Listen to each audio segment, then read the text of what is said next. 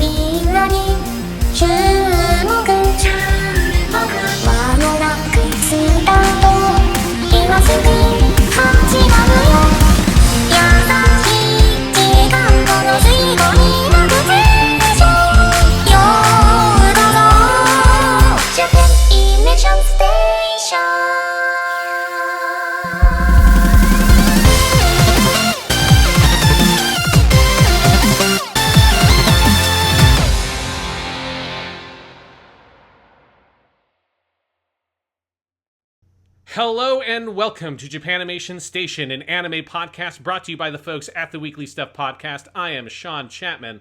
And I'm Jonathan Lack.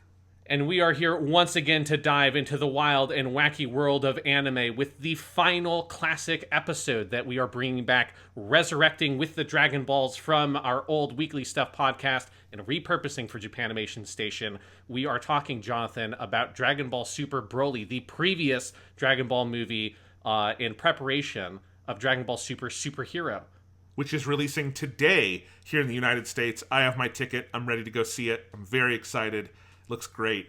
But we are talking about the previous Dragon Ball movie, which came out in the States in 2019, early that year. And this is when we recorded this conversation. And I think it's a very good conversation about an awesome fucking movie. I'm excited for you guys to hear it. To get the audio file, Sean, I did have to collect all 7 Dragon Balls and wish to Shenlong to resurrect them for me. I didn't just plug a hard drive in. It was much harder than that. Yeah, and it's good that I was worried that might be like a little bit out. You know, this podcast is just a little bit too powerful. You know, he can't like do anything with anyone whose power level is above his power. So I'm glad that, you know, he maybe got the Namekian dragon in to help out or something. But it was nice that we got all that sorted out. Indeed. So, again, if you are new to Japanimation Station, haven't heard our old episodes, then I think hopefully this was a good infusion of Dragon Ball content into the Japanimation Station feed. I'm very happy to resurrect these old episodes. And on Monday's episode, our next regular episode of Japanimation Station, we will be reviewing Dragon Ball Super Superhero and seeing just how super this superhero super movie really is. But before we get that, let's talk about the greatest superhero of them all, Broly.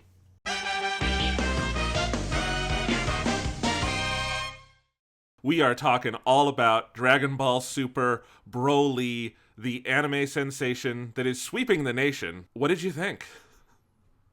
Holy fucking shit, Jonathan.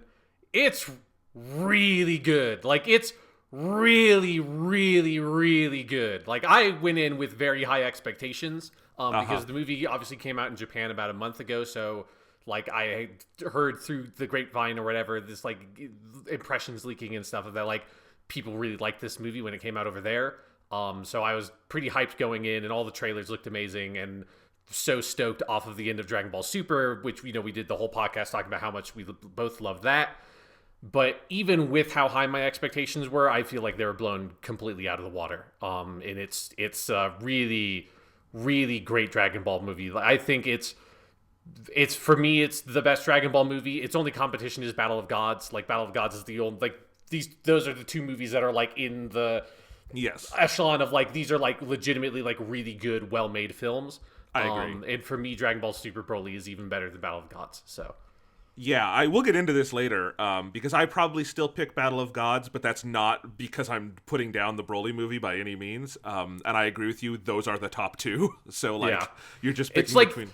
But it's not just those are the top two. It's like those are so the top two. There's like a giant wall. Yes. Like it's in a different ranking basically than everything else. Well, I agree that those are just great movies, and the rest might be great Dragon Ball movies. But this is a step beyond that, right? Yeah. Mm-hmm. No, it's great. It's fantastic.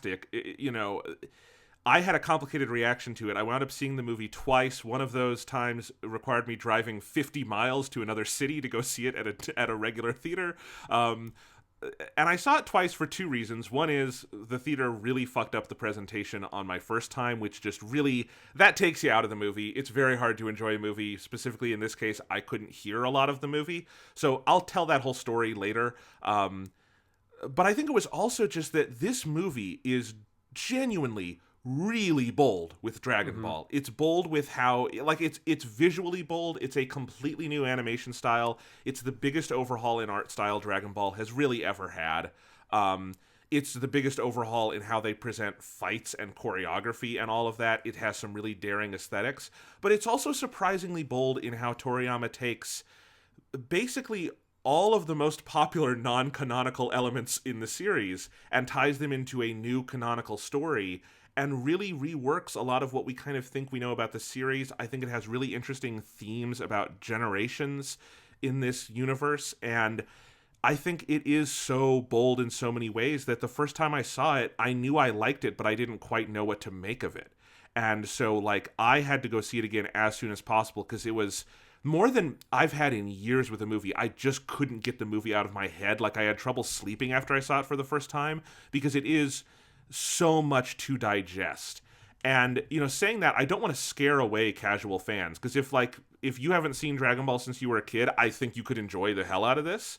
It's not, you don't need to have seen Super. They will catch you up on what's happened in Super. You might be a little like, where the hell did the blue hair come from? But, you know, you'd get it. They're powering up. So I would, anyone who likes Dragon Ball should go see this movie. But I think if you're a longtime fan, this is not just a fan service movie. It is it's what Super is. It's furthering the narrative of this, both aesthetically and narratively, in a lot of really compelling and oftentimes risk-taking ways. And I think that's something that's interesting to me about this movie. Absolutely. And I think if there's one significant complaint I have about the movie, is that it doesn't have a splash screen at the end that tells you when new Dragon Ball is coming out.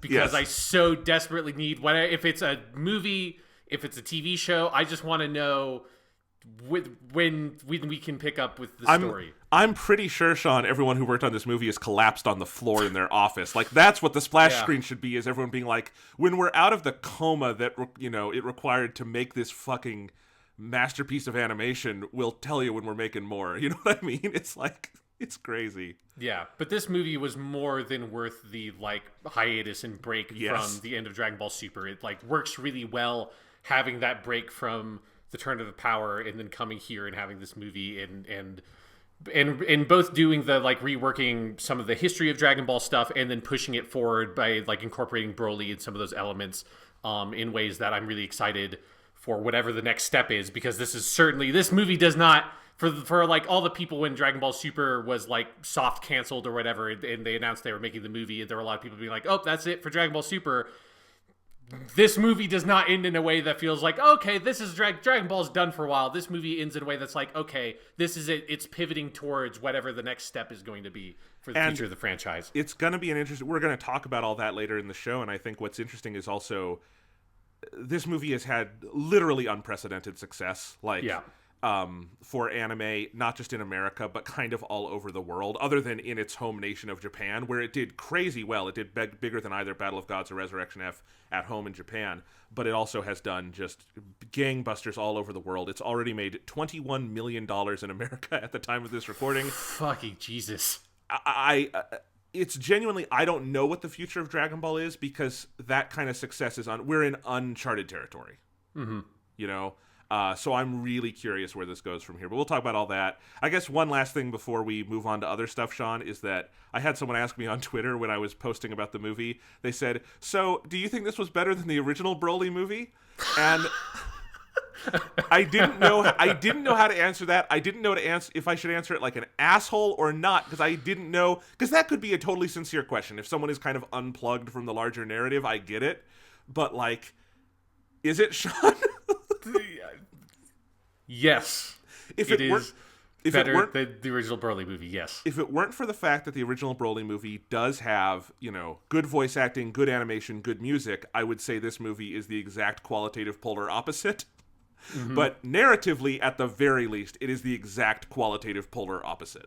Yeah, I mean, once we start at the end of this podcast, when we do like the full in-depth spoiler discussion, there's going to be a lot of us being very shocked at saying things that we like about the character Broly. Yeah. Which is just like what Toriyama does with Broly in this movie as a character alone puts it so far above any of the merits of the Broly trilogy that we did a whole podcast episode on. Because I think if you did like Broly in the past, you're gonna like this movie. It's everything that was good about Broly with none of the shit that was bad about him, and all the good stuff is way better. So it's like, those never have 3 movies been made more immediately obsolete as the original Yes. Broly trilogy has by the release of this film. They are such historical curiosities now. Yeah, I'm glad that we did that episode and we watched those 3 Broly movies, because I really don't feel like I'll ever have. I said this about Bio Broly at the time when we recorded the podcast, and it is now definitely true of the other 2 as well. I don't think I'm ever going to watch those movies again. I just don't know if I'll ever need to. They are so immediately made irrelevant, and they are all 3 of them very boring. So. Honestly, Bio Broly might be the most relevant because it's the easiest to detach from our new Broly, because he's not really Broly in that. He's just a soup monster. You know? It's just Swamp Thing. Yeah, so... Krillin versus the Swamp Thing. Yeah, so let's talk about the movie, Sean. We'll tell you when we're going to do spoilers, but I just want to start with, because you know we like the movie, love the movie, let's just start with what was your experience like? Because I have a whole story, but I want to hear, you saw it last night, where'd you see it, what was it like, what was the crowd like? Because there's a lot more theaters showing it in Denver than there were in Iowa, but I know from my brother and from other people, it's also been very crowded here. Yes, so the theater was totally packed. I went up to the AMC Flatiron Theater that's kind of up near Boulder, so it's up north of where I live. It's a really nice theater. I've only been there a couple of times, but it's, got really nice chairs that you can fucking lean back in and put a footrest up. So I went up there. The theater was completely full. It was reserved seating, so that was nice. It was just, and one of the things that was interesting, it wasn't just full, like it was clear that there's multiple generations of Dragon Ball fans. So there are people that are much younger than us that are into Dragon Ball, that got into it probably through like either their parents, because we are old enough to have kids, even if we don't have kids. Like, there are people from our generation that are having children that could be into Dragon Ball and have inherited it, or just like teenagers that watch other shows on Crunchyroll and saw that like Dragon Ball Super was the #1 show on the most popular list on Crunchyroll the entire time that it was up there, and it's still probably in like the top 5 or so. Like Naruto has been consistently forever on Crunchyroll, so it's very easy to get exposed to it. So there were like clearly like multiple generations of fans there. It wasn't necessarily like because I feel like people in Colorado don't generally have like we're all clapping and going crazy while the movie's playing. Like, it doesn't necessarily like that. But since I didn't go to Battle of Gods or Resurrection F over here, and certainly like Resurrection F would be the only one I even kind of considered going to see in a theater. I have not had many theater going experiences that have been like this. The only one that is fairly equivalent would be when we saw Shin Godzilla. But even that's slightly broader, because at least that's a live action movie. Like, there's such a weird cultural thing with America and animation, particularly animation that's not necessarily made for kids, that makes it feel like more niche and like dirty or something in a weird way. That whole experience of just seeing the theater and feeling like this is just a big group of people that, like, the only people who are ever going to go see Dragon Ball Super Broly are people who like Dragon Ball. You're not just stumbling into this fucking movie, right? Like, because it, like, unlike Shin Godzilla, this movie would make basically zero sense to you if you had never heard of Dragon Ball, literally had no idea what Dragon Ball is. This movie would be probably more or less incomprehensible for most of it, particularly when people's hair starts going blue. Oh man, you're like, I don't know what the fuck's happening. Sean, if you want a good laugh, go over to Rotten Tomatoes and you can find the critics on there who were sent to review Super Broly because it's a wide release and had no idea, and they are so angry. They're like, this is the worst fucking, you're like, how can people like this? Like, they're idiots for like, they're so angry. And it's like, oh man, you guys are so out of touch. You guys are so, like, I don't blame you for not liking Dragon Ball, but it's like, it reminds me of how people reviewed the Pokemon movies back in the day, of being angry that there's a group that likes animation like this, Most of the people on Rotten Tomatoes, by the way, they were actual fans because people knew better than to send newbies to a Dragon Ball movie, but there's a couple, like there's a New York Times guy on there, I think, and it's like, it's amazing. I mean, because it would be like if you watched the X-Files movie that came out between Right. season 5 and season 6 and had never seen X-Files before. And it's like that movie is so steeped in the lore of that series. It is like a huge turning point for like that whole franchise that it's basically like a giant 2 hours episode of the TV show. If you had not seen the TV show, didn't know what it was, and you saw the movie, it would be utterly incomprehensible for you. So yeah, like the sense of being in that theater and being like, these are all people that love Dragon Ball, that like most, if not all of these people have been keeping up with Dragon Ball Super, at least in the English dub, if not like me, been watching the Japanese version of it. And yeah, it's just like was a really cool, cozy sort of movie going experience. And then the projection was great. Like it looked awesome. The sound was awesome. Like the whole, it's probably well, actually my experience of seeing Spider-Verse was really good also, even though that was just my normal theater I went to. But other than that, and even above that, this is the best movie going experience I've had since I saw 2001: A Space Odyssey in the 7mm screening, which obviously that was special. Yeah. So it made sense that one was like really well done. But that's a really nice theater. I wish I lived a lot closer to that theater because it's like a solid 30-minute drive. Yeah. So I did see Battle of Gods and Resurrection F in theaters. So as a little bit of table setting, I've probably told these stories before. Battle of Gods was a one-night event. It was not a normal theatrical release. It was a one-night Fathom event. And the night I saw it, I mean, I knew this was coming, that Dragon Ball was going to like have an explosion, because when I saw Battle of Gods, Sean, they oversold the theater. Like there were people sitting in the aisles, on the steps, standing, like that's how full it was. And it was a great experience, even though they projected it like absolute dog shit. It was still fun. And I'd seen the movie several times in Japanese at that point, because Battle of Gods took forever to come out here. But it was a ton of fun. Resurrection F had a like limited sort of release where it had like scattershot screenings here and there. I was out of town. I was actually in Canada when Resurrection F came out, not near any movie theaters. So by the time I got back, the movie had already been out for like 2 weeks, and the screening I went to was the last screening in Denver of Resurrection F, and it was still full, and it was still so much fun, and that one was projected well. So now we get to Broly. I was not able to see it opening night because I had a class. That was Wednesday. So I went Thursday night to my local theater. It's the chain out here in Iowa is called Marcus Theaters, and it's very, homegrown, because they even have the owner of the chain has a little video before the movies where he makes really, really bad dad jokes. And it's like, thanks for coming to the movies. It's awkward.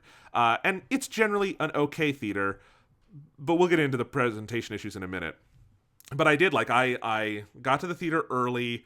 A lot of people were getting there early, got my ticket. This does not have reserved seating. So I went inside, got a good seat. I was happy. Over the next half hour, that theater filled up. It was one of their biggest theaters, like hundreds of seats. It was completely full by the time the movie started. And when the movie started, there were still people coming in. I had to get up. Well, there was one funny moment where I had to get up. It's the scene, this is not a spoiler, early in the movie, Frieza is coming to planet Vegeta, and King Vegeta has to like get on his knees and like bow to Frieza.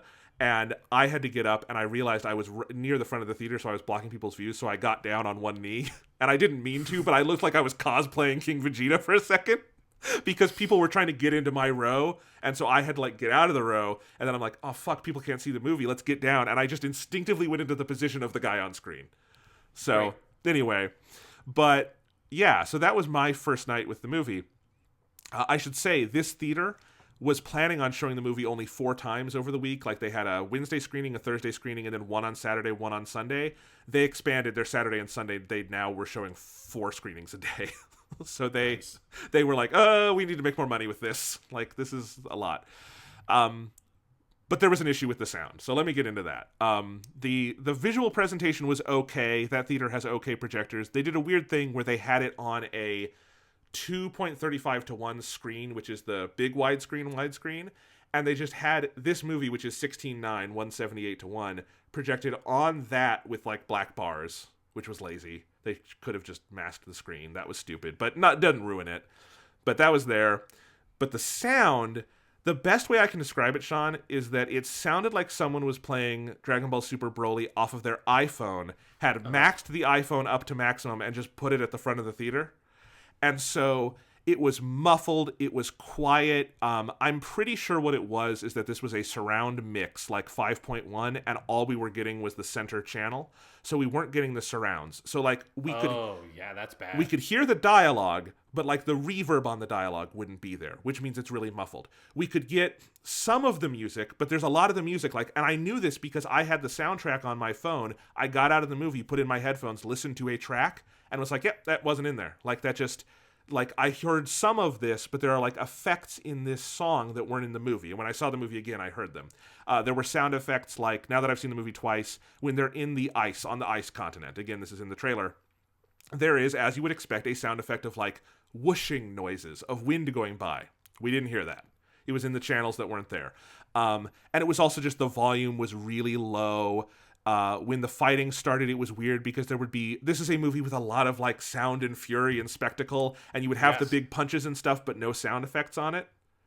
It was the most awkward thing in the world. It made it really difficult to enjoy the movie. It made it hard to follow, because this was the weirdest thing, is that this crowd was ready to have fun. Like, we wanted to cheer at the movie, but it was this giant theater where everyone was being deathly quiet to try to hear the movie.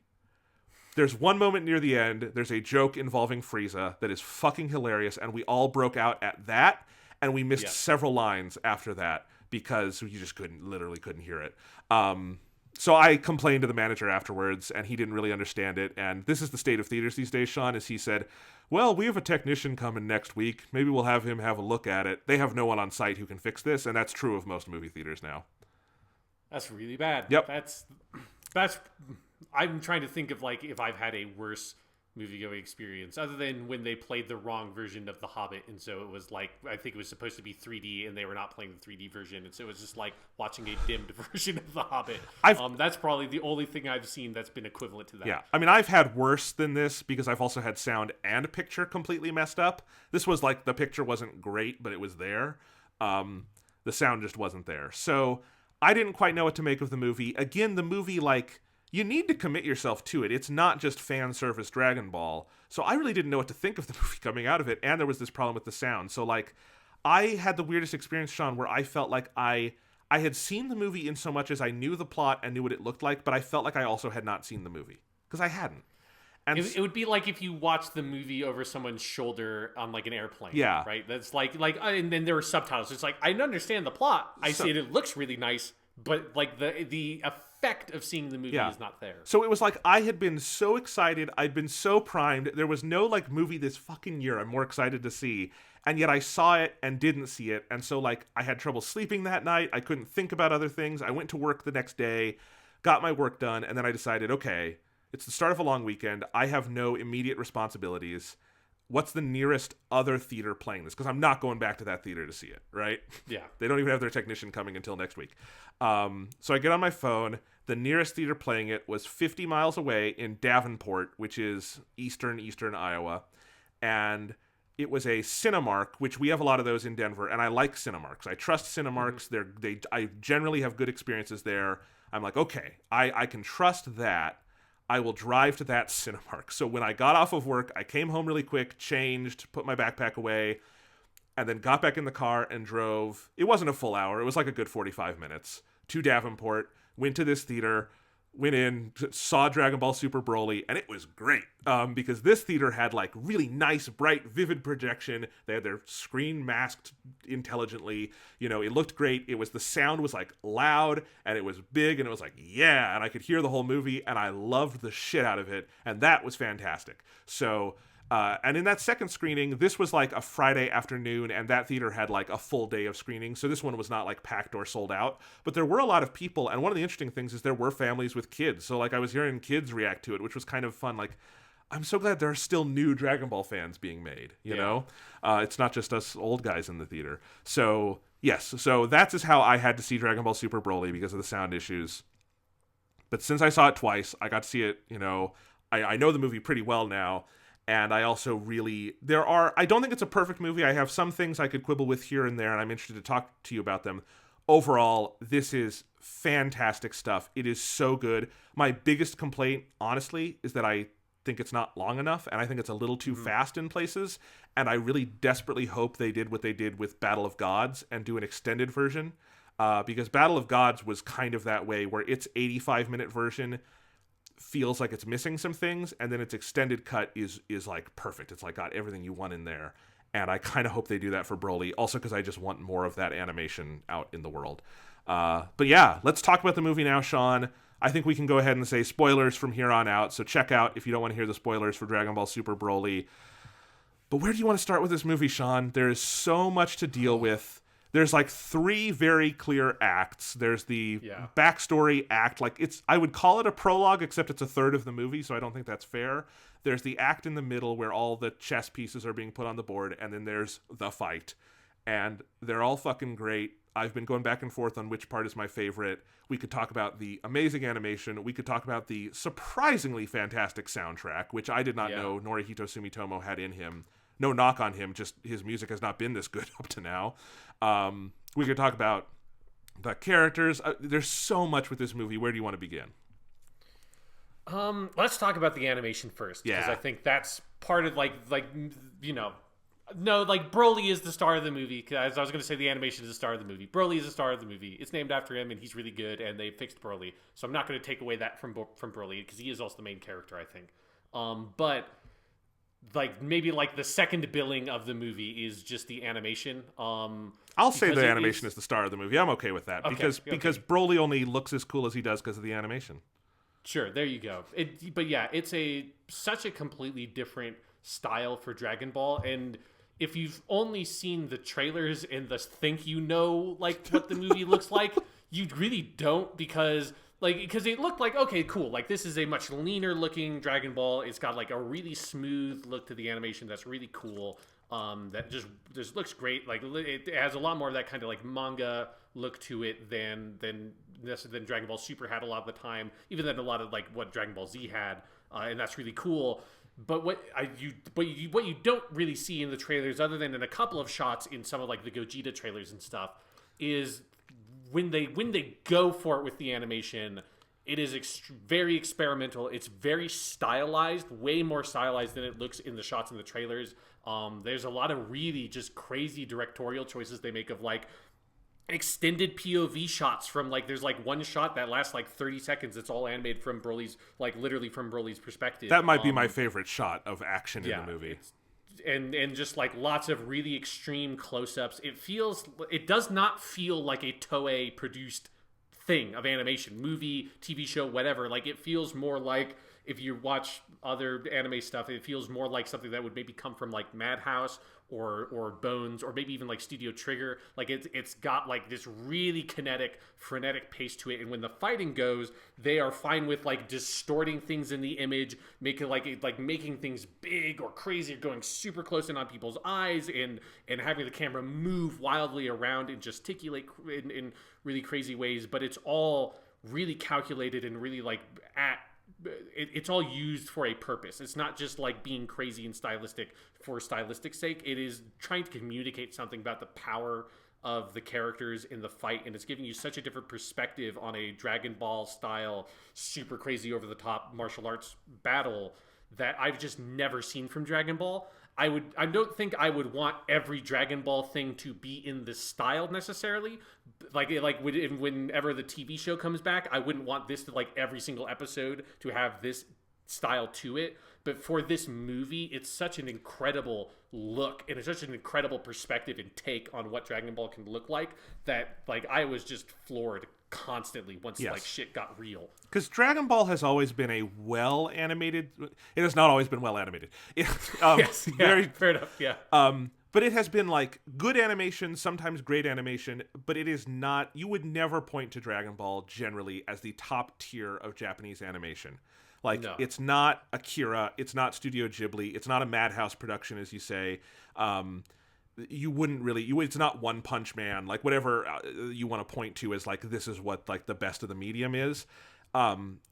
This is up there, though. And there's two things going on, because there's the art style itself, which I do want Dragon Ball to use moving forward, like the character designs and the general way they do character outlines and everything. Like it's the best Dragon Ball has ever had, maybe outside of the Minoru Maeda stuff. We'll get to that in a second.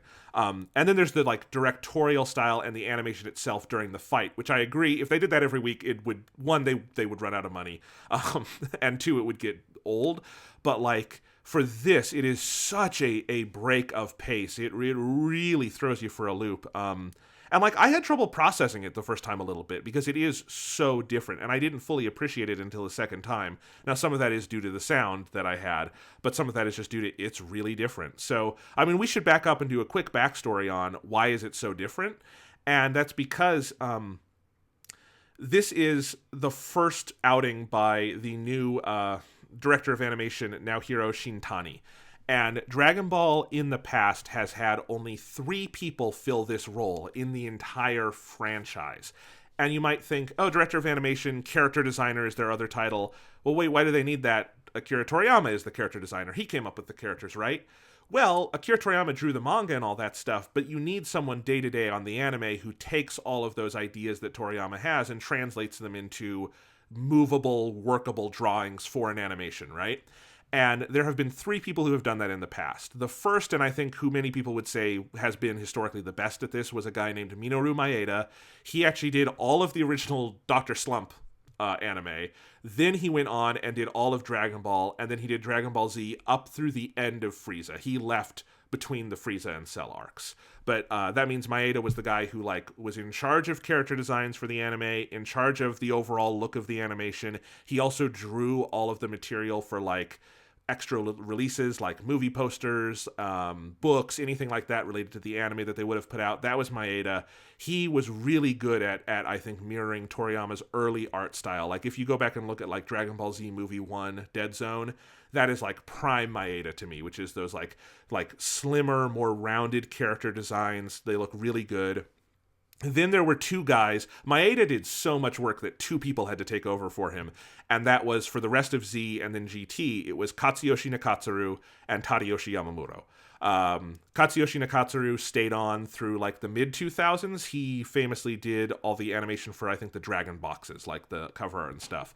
And they're really nice. Nakatsuru is an amazing artist. And then Tadayoshi Yamamuro has been of note lately because all of the 2010s Dragon Ball stuff, like Battle of Gods on, has been Yamamuro's domain. He was the lead artist on Battle of Gods. He directed the film Resurrection F, which is really rare for a character designer to direct, and then he was the lead artist on Super.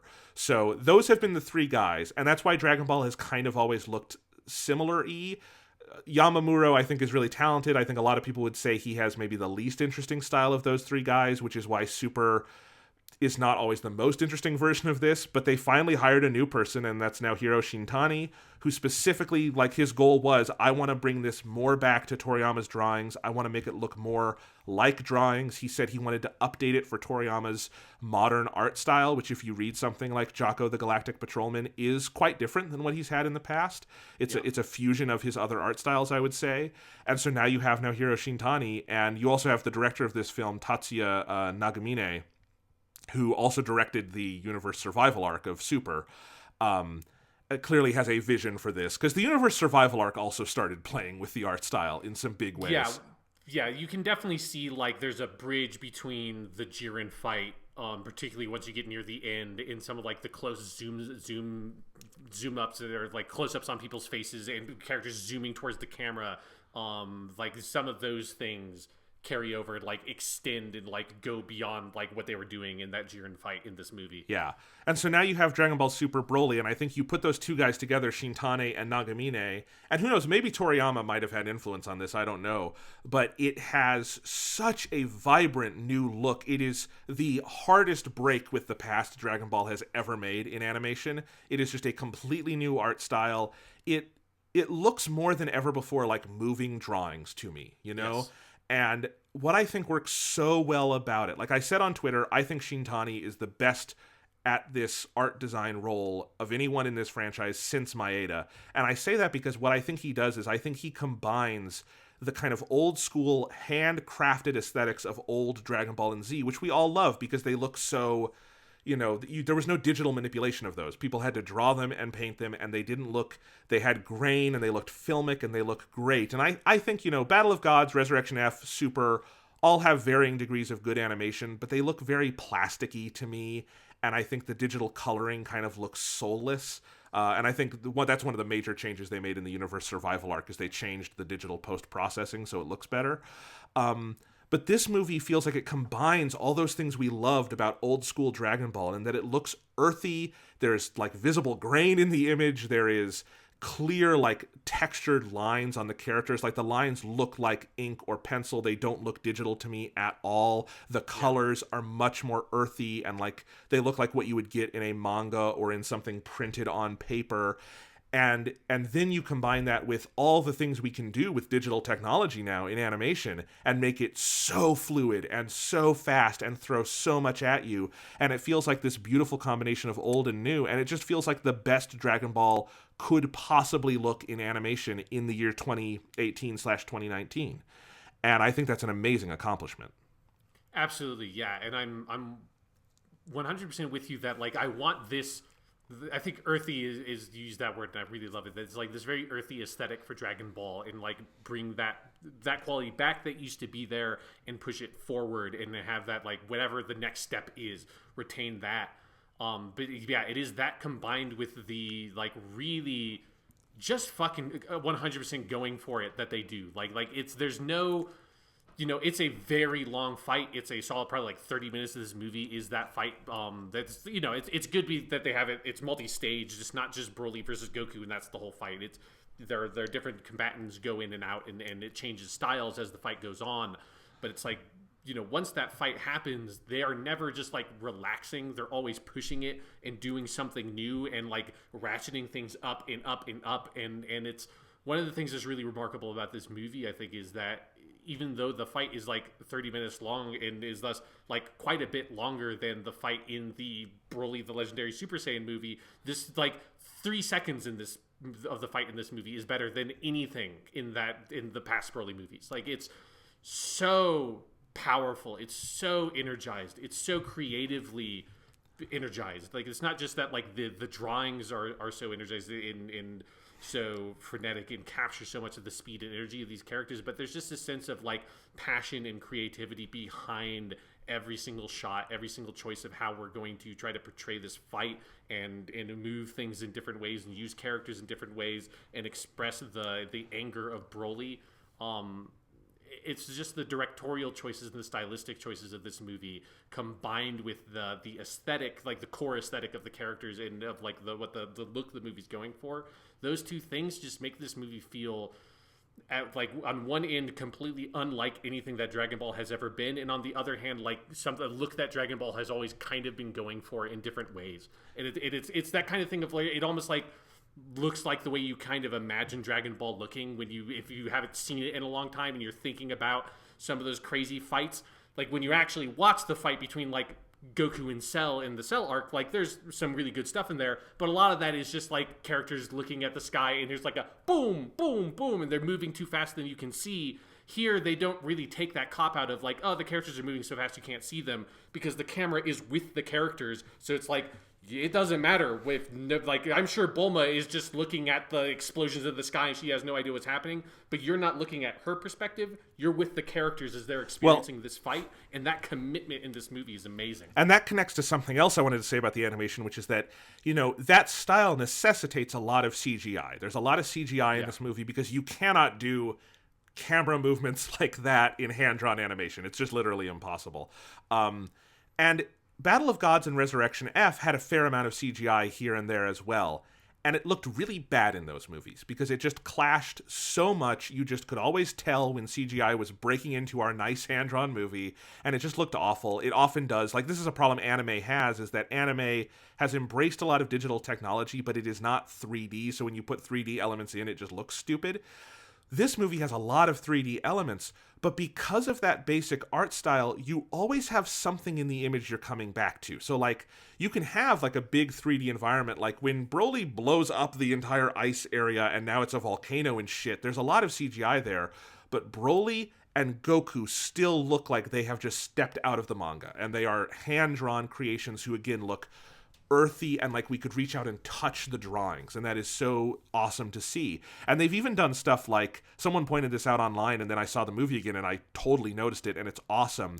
There are moments where the character models go full CGI because they have to for what they're doing, and what they've done very clearly is they took the CGI model and rotoscoped on top of it. They drew over it. So they drew an actual image of Goku like they would on pen and paper over the CGI. So it's like a CGI skeleton with nice hand-drawn animation that fits the aesthetic of the movie over that.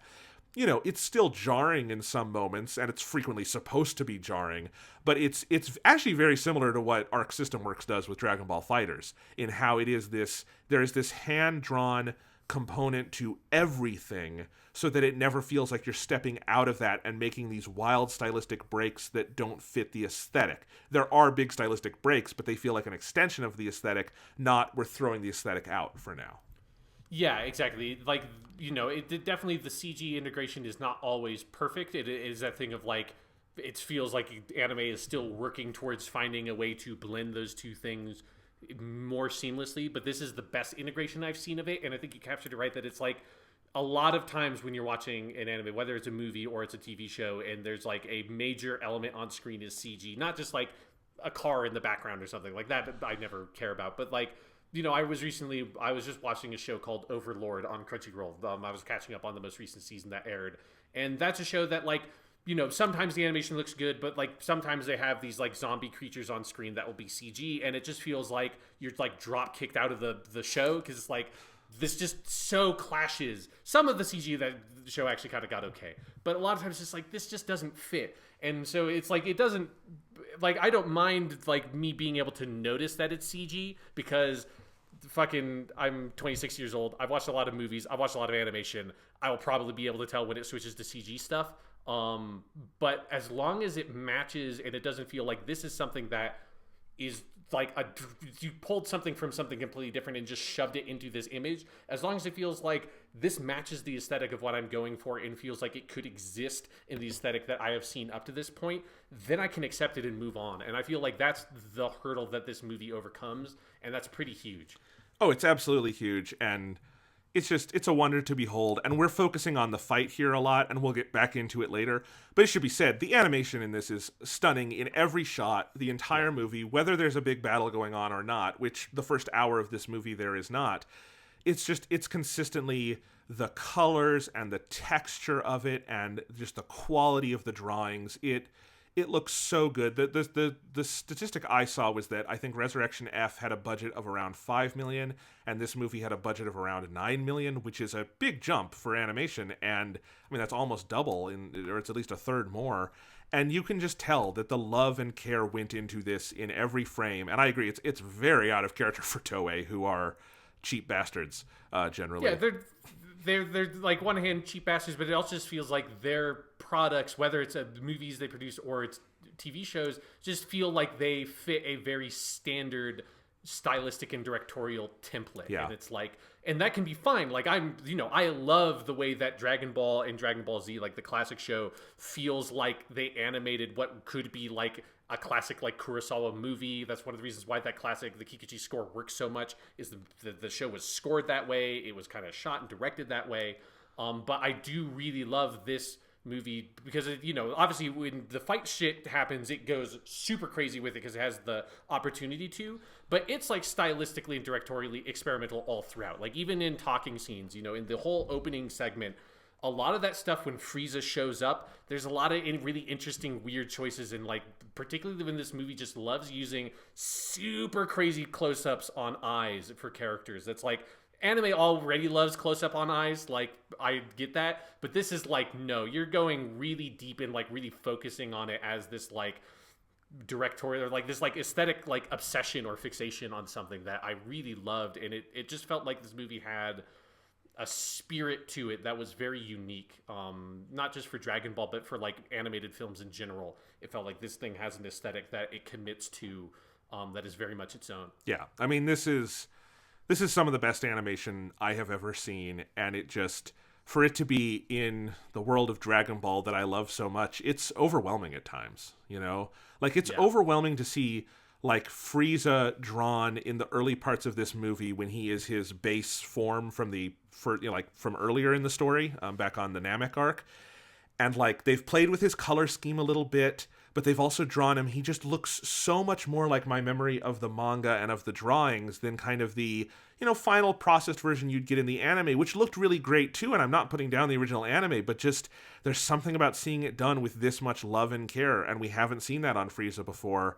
It's glorious. It's just glorious. Yeah. It's one of the things I love about the movie is that there's a couple of moments, there's like particularly 2 moments where there's like the big juicy montage moment where they do the time skip to the present day where you get to see a bunch of iconic Dragon Ball stuff very briefly animated in that style. And then there's another moment when Goku is talking to Broly about like, you're not our enemy. I've fought a lot of bad guys, but I don't think you're one of them. And then there's this quick shot of like all the major villains in Dragon Ball. And like, I love, like, a part of me feels like they put both those in just to be like, hey guys, look how fucking cool all these characters look drawn this way. Like, there's a quick shot of like Super Boo or something in that like lineup of villains. I'm like, awesome. Like, I can't wait till I have the Blu-ray so I can freeze frame and just look at that image for a while and be like, that's a really great looking version of Super Boo. I'm just glad this is it. They didn't need to put this in the movie, but I'm super glad they did. Oh, absolutely. I think even the flashback Frieza has to Krillin getting blown up is reanimated because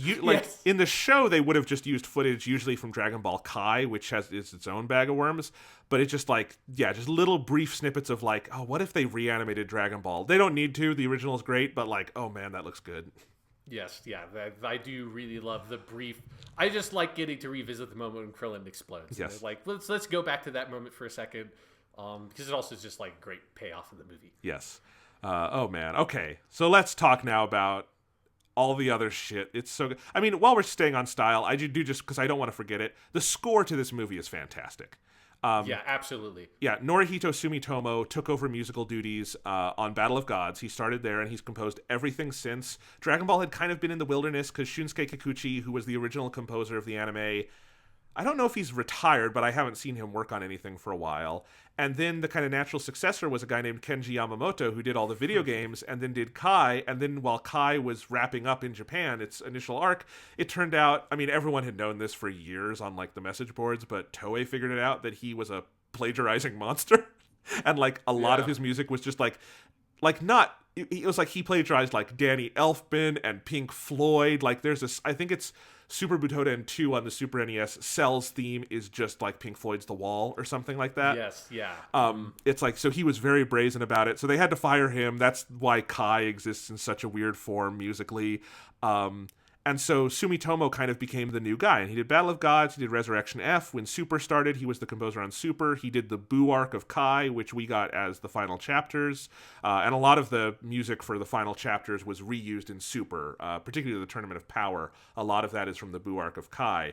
And I think we would both describe Sumitomo as hit or miss. Like, when he hits, I think it can be pretty effective. Like, there's good moments throughout his run. Like, there's a piano lick that is in Battle of Gods when Goku has given up against Beerus and they're up in space and just having their conversation. That is one of my favorite Dragon Ball musical moments.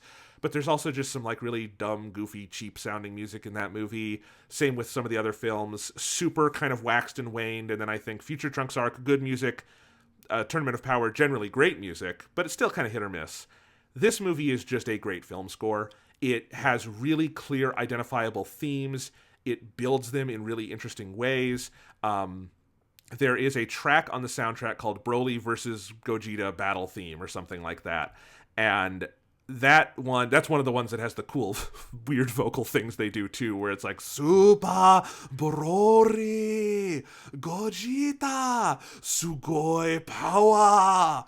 And it's, there's just like chanting in some of the tracks during the fight. It's just like, that's part of where like the movie is stylistically experimental across the board because it's like, I've never like it's I've heard soundtracks that do things sort of like that, but nothing that does exactly what this soundtrack does in those moments. But I was going to say, that track is combining three major motifs. There's a theme for Frieza and his, like, army. There's a theme for Broly, and then it's also combining the theme Blizzard by Daiichi Miura, which is the theme song for the movie that's in the credits, which is just a fucking awesome song, too. And it's combining all of those, and it's like, that's part of why the fight has the impact it does, is the music is driving you along in the way good movie composing does. It's an amazing soundtrack, because I've listened to the soundtrack now, and it's really, really top-notch film scoring, and I feel like Sumitomo has kind of, like, come full circle, and I'm like, he owns the music of the modern-day franchise now in a positive way. Yeah, because it definitely felt like he got better and better throughout Dragon Ball Super, to the point where, like, in the Tournament of Power, particularly, like, the final stretches, like the last dozen episodes or so of the Tournament of Power, like, some of the stuff he does with the music is just incredible. And so this feels like a natural extension of it. But yeah, it is particularly the way that the score uses interlocking themes, and there's just some, like, really distinctive, iconic little melodies. I think probably my favorite is that, like, that sort of Frieza Broly theme, the ba-dum, ba-dum, like that theme is, whenever that plays, it's so good, particularly when Broly is reintroduced after he's grown up and he, like, flies into the camera, and that, like, that 4-note melody just, like, swells up. It's such a powerful little bit of film scoring, but it's that kind of thing that, like, we've talked about this all the time on this podcast, but so many movies have just, like, kind of abandoned using that style of film scoring for something that's far more generic and just kind of dull. And this movie does not sleep on its music. It's not just like which is kind of what I would say for, like, a lot of Battle of Gods and Resurrection episodes. It's like, the score is whatever it is. Here it feels like the score is, like, a vibrant, vital part of what the movie is doing, and it's constantly contributing, and it's constantly evolving, and it's very intelligently put together using the different themes. If there's one thing I wish the movie did is, and this is probably mostly just because I watched the trailer too many times, but I so associated Super Saiyan Blue Gogeta with that Blizzard song, because it's in that really awesome trailer. That's the trailer that plays whenever I fucking load up Dragon Ball Legends on my phone, so I've seen it a lot. Because it's just always a fun little, like, fucking minute of... It's a fun way to spend a minute of your life, is just to watch that trailer. That I was kind of bummed that song didn't just start playing once the Gogeta fight started. That's probably when I watched the movie again. That will not bother me at all. But it was something where it's like, I was kind of expecting it, and be like, oh wait, of course, that's just the song that plays over the ending credits. And I did notice that some of the music from the song was in the score. But I was like, wanted it to be like full Ultimate Battle from Dragon Ball Super, just like, let's just fucking go. It kind of is. It's hard to notice your first time, definitely, but it's like, it's not the vocals. It's not like a full insert song, but in that big track for the main Broly versus Gogeta fight, there's a big swell of it. It's the main melody, orchestral. It sounds amazing. I think in the movie, it comes in really prominently when the two new characters, what are their names? Chila. Yeah, Chila and I had it up. It was Chilai and where's Tomokazu? Limo. Yeah, Chilai and Limo are running down the hall being like, we gotta save Broly, let's use these Dragon Balls. It comes in there. And it continues throughout that sequence. Anyway, it's really good. You should get the soundtrack. It's so fucking good. I could just give it to you. But yeah, it's on YouTube, Jonathan. Yeah, well, I could give you the MP3s. I've got it. Anyway, but it's good stuff. And there are so many good musical moments, though. Like when they do the flash forward and there's the orchestral version of Chala Head Chala. Oh, that's so good. Oh my god. Oh, it's amazing. Yeah, we'll get more into it when we talk about, like, the plot. Yeah, stuff. That's so good. The scene where Bardock and what's his mother's name now? It's Gine, yeah. When Gine and Bardock send Goku off as a kid, the music in that scene is so good. Like, I got teary in the theater at that because it's such a powerful moment. There's so many good musical moments in this film. The one that closes the movie when Goku is talking to Broly and it ends with him, like, instant transmissioning away. That's just a great piece of music. It's so good, and I want to stand up and applaud Sumitomo because, like, if there was one way Battle of Gods and Resurrection F were seriously lacking compared to the old Dragon Ball movies, it was the music. Because the old Dragon Ball movies have phenomenal music. Now a new Dragon Ball movie has phenomenal music, and I'm so happy. Yeah, I mean, honestly, when we rewatched those Broly movies, the music was probably the best part of them. It's easily the best part of those movies. Movie 8 has, like, all that music is really important in the series for the rest yeah. of its run. Like, it's really important music. But yeah. All right, let's talk about the story. And it's actually pretty clear which parts to talk about, because we've got the prologue, the middle section, and the fight. Let's start with the prologue, which might be my favorite part of the movie. It's so good. Mm-hmm. I kind of just want a movie of this at some point, because it's really, like, it's bold to just say, we're going to start the movie with 30 minutes in the past. This isn't a prologue. This isn't like 5 minutes and then titles. It's 30 minutes and then we're going to go to the future. And it is just act one of the movie. It's like Superman the movie, 1978. Like, this is an act of the film. And it is so fucking good. And I was actually, if there was any part of the movie I was worried about going in, it was this part, because part of this section is based on a chapter that was a bonus chapter in Jacko the Galactic Patrolman called Dragon Ball Minus, which I think is one of the worst things Toriyama has ever written and drawn. It's like 11 pages. It's really rushed. It's like a kind of bafflingly bad take on Bardock and everything, where it's just like, it's almost like you took that line from like the dub back in the day, where I think Raditz told Goku their father was a great scientist, and like made that into a chapter, and it's like kind of like just, it's like kind of weirdly soulless. It just doesn't feel good. And without radically altering the story of that chapter, this movie and this prologue, and I think the way it's contextualized by all the different father characters here, it's really well done. It completely kind of changes our understanding of the Saiyan race. It fleshes it out so beautifully. It changes our understanding of Frieza. It's really, really good. Yeah, like, it's the most like coherent and competent piece of world building I think I have ever seen from the Dragon Ball franchise. It's just like, because we've talked about this a lot, of like, Dragon Ball is one of the things that's really fun about Dragon Ball. I think that something that trips some people up about it is that when Toriyama was running Dragon Ball and just writing the manga, and obviously the anime was based on his stuff, he was like full speed ahead. Like, when I am done with something, I am done with it. So it's like, once I've had played my joke with lunch, that character is just fucking gone. And the anime will have a nice little scene where she has followed Tenshinhan, and then she will disappear from the anime. The manga, she doesn't even get that. She just fucking disappeared in the ether between the Piccolo tournament and when Goku shows up and all the Raditz shit starts happening.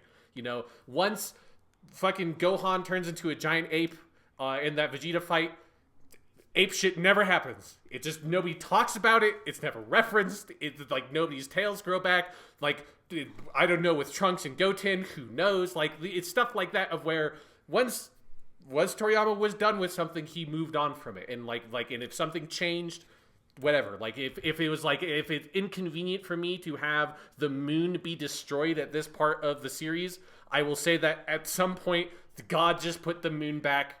Fine, we won't deal with it. Like, there, it's done. Like, somebody wished the moon back. I don't know. Like, how many wishes do you get from the Earth's Dragon Balls? Nobody knows. This movie doesn't know. Nobody knows. Yeah. Right? So it's one of the things, and it's like, I don't dislike that about Dragon Ball. It's one of the things I really like about Dragon Ball.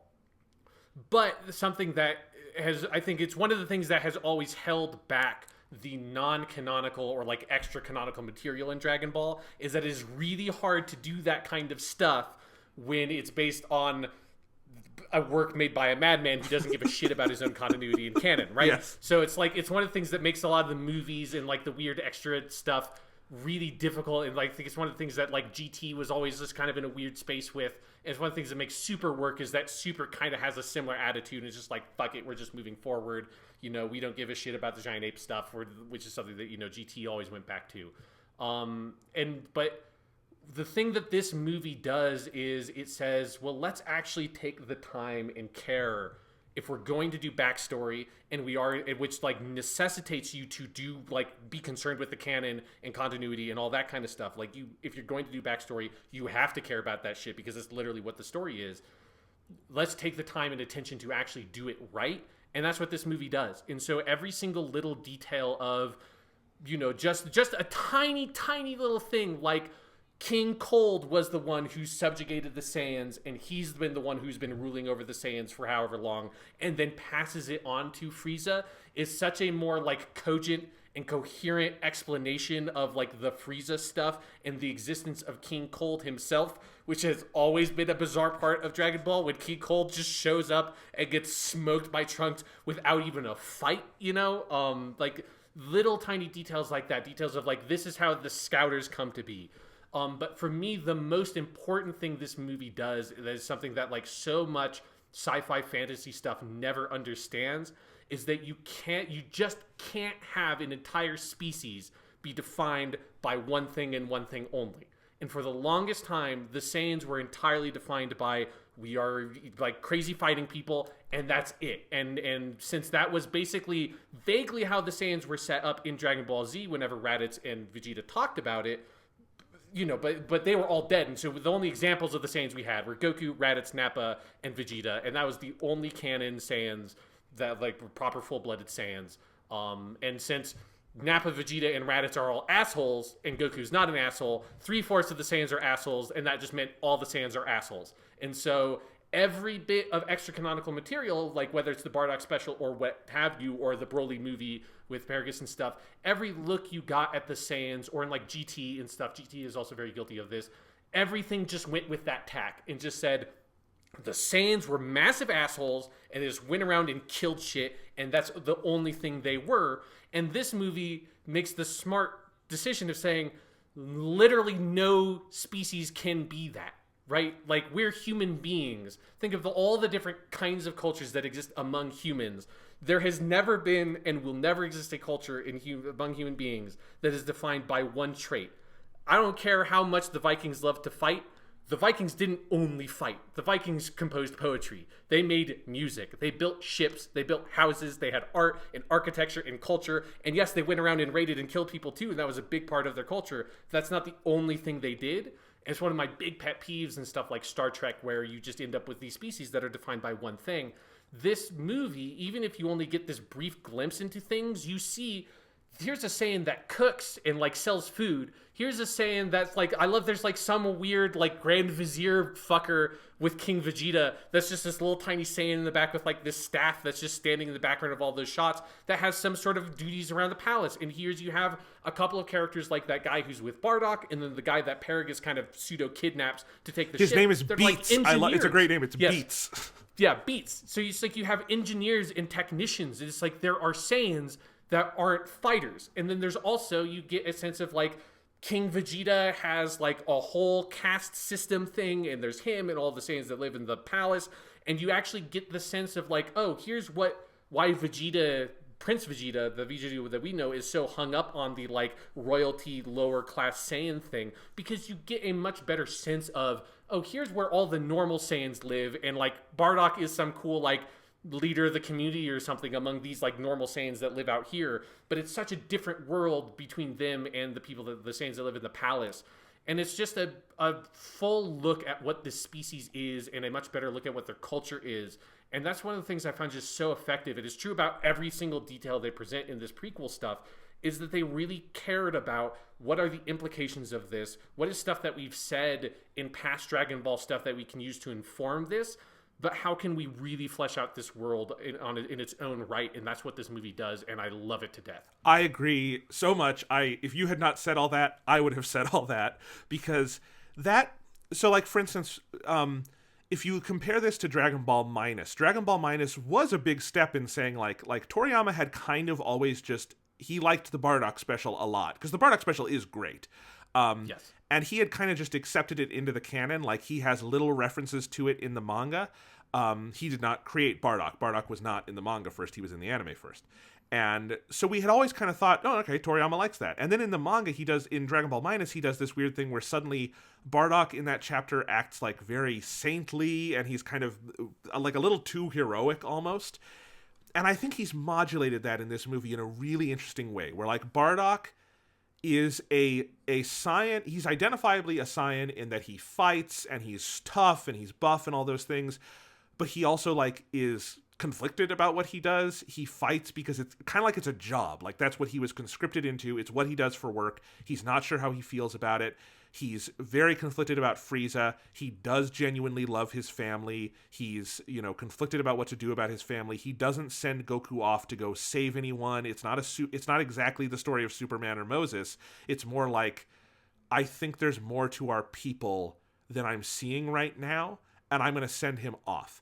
And this is what I mean when I've said on Twitter, and I think earlier in this podcast, that I think this movie is not hiding, but it has thematic subtext to it that goes deeper than Dragon Ball tends to go, which is that, the prologue is about 4 fathers, King Cold, Vegeta, Paragus, and Bardock, and the rest of the movie is about 4 sons, Frieza, Goku, Vegeta, and Broly. And all of those characters have a relationship with one another, And so Bardock sending Goku off in the hope that there is no more to our species than this creates Goku, who is like the ultimate anti-Saiyan in a lot of ways, even though he is also the embodiment of their love to fight. But he makes the Saiyans into something new. And King Vegeta, in having this strict caste system, creates something in his son that is the worst of what the Saiyans are in a lot of ways, right? And because little Vegeta is like the last remaining Saiyan at the end, that's why the Saiyans that we came to know are the bad guys. Like, there's this interesting implication that this movie turns Raditz and Vegeta into unreliable narrators in the original series. Yes. And I love that. I love that now it's what's amazing is that this prologue contradicts nothing in the original manga. It contradicts things in like the extra canon material, because of course it does. But if you go back to the original manga, it totally fits that Raditz is bullshitting with Goku and just saying, like, you were sent here to kill all the humans. Well, no, he wasn't. But, I mean, A, maybe Raditz really thought that, or B, Raditz is an asshole. He's an unreliable narrator. Vegeta is an unreliable narrator. I love that about it, that you go back to the actual species, and these last surviving members were unreliable narrators of this. And, you have Paragus, who seems neither like a bad or good Saiyan, but is turned into like the worst of the worst because of the abuse he suffers, and he passes that down onto Broly, who also like is kind of like the id of the Saiyans unleashed. And so this prologue is not just exposition and world building. It is that, and it does that beautifully, and I agree with everything you said. It's also setting up all these really interesting thematic things that frankly took me 2 viewings to start to untangle all of this, in that the fight itself at the end of this movie is an extension of the themes set up in the prologue. And I think all of that it's frankly more like literarily ambitious than Dragon Ball tends to get. And it's awesome. Yeah, it's one of the things that, like, this story needs to be a movie. Like, it would be, I guess, like, you could do something sort of equivalent if it was a mini series of like OVAs or something, but structurally it needs to be a film. It doesn't feel like a lot of the older Dragon Ball movies that were just like, this feels like 4 episodes of the TV show that you like kind of put together or whatever, like more, but like 3 given the running time, 2 or 3. This feels like a really deliberate choice to structure it in these like very clear 3 acts that inform and build on one another. And you're 100% right. It goes for something more thematically sort of cogent and deep than what Dragon Ball normally is trying to go for. Usually with Dragon Ball, like, there's some of that stuff that's like baked into the background, because I think there's like, it's a really vibrant story with really vibrant characters. So some of that stuff is always going to be there no matter what, if you're like playing with such sort of like potent material. But this movie is way more deliberate about how it goes about telling its story. And yeah, that prologue section, for all the reasons we both laid out of the world building and also like the thematic like place setting that it does, it's like, it might like you said earlier, it might be my favorite part of the movie. It's like, it's just like, think of like, the fight is fucking amazing, and I love the fight, and I'll probably watch the fight a bunch, and I'm sure like the next fucking 10 years of my life is going to be this like a repeated pattern of like every 5 months I'll like watch a minute clip of that fight on YouTube as it like floats up and recommends, because I just am constantly watching clips of Dragon Ball stuff that I like. But it's this opening section of the movie that like really took me off guard. That set my expectations appropriately for the rest of the movie. This is different. Like, it's not doing the same thing that every other Dragon Ball media does. But the important thing that is like, it's doing it in a way that is intelligent. And it doesn't, like you said, it doesn't contradict anything fundamental about Dragon Ball or anything literal about the canon of the manga. Because one thing that's really nice is that I'm like in the middle of the Frieza stuff in my manga reread through. And so it's like, was really good timing for me to be right here, right when I was watching the movie, because all that stuff of like Raditz and Vegeta talking about the Saiyans, and now all the stuff with like Frieza is really fresh for me. And so all the character stuff they do with the Saiyans, and the character stuff especially they do with Frieza, feels really powerful to me, and it's something that's like on another level than what Dragon Ball, particularly like this sort of like post Toriyama, like not true post Toriyama, but post like Toriyama fully controlling the series era of Dragon Ball has ever done. Yes, and I mean it's also so well paced, because yes, they could have like fast forwarded through a lot of this. I like that it is kind of a slow paced section of the movie, and it takes its time where it needs to. It goes faster where it needs to. Every moment counts in that prologue section. There's a lot of really good stuff. It's interesting that this is not necessarily a vastly different backstory for Broly, but it's adjusted enough, and they've taken out the stupid thing with Kakarot crying, that like, and I think because of how it's contextualized around all the other stuff, it just hits you so much harder. Paragus has so much stronger motivations going into this. Broly has so much stronger motivations. The way it characterizes the Saiyan race makes so much more sense. And then there's just some really good scenes, like when Frieza decides to blow up the planet. I still, ultimately, the one in the Bardock special might be my favorite, just because it's where Frieza goes, Zaban-san, the Doria-san, look at the pretty fireworks, oh, and it's his best evil laugh ever, and they don't do that here, which is too bad. But it's still a really great moment, and the way you just feel the destruction of the planet and of Bardock's last stand, just raging against the death of his people, it's really great stuff. Yeah. One other thing before we move on from this section that I love and want to point out is, this is something that the movie does across the board, is it writes its characters really intelligently. And that's both of that, like, it's smart about how it uses its characters, but also the characters in the movie that are smart. Yep. And I love King Vegeta and Bardock are both smart. They're not idiots. So it's like, I love that, because King Vegeta obviously has two justifications, but both of them are legitimate from his perspective of why he's like trying to get rid of Broly. One is that Broly is like, upstepping his own son, but the other one, and like the explanation he gives to Paragus, that at first Paragus understands, I think the audience is probably led to understand is like supposed to be bullshit, is that Broly is a freak of nature.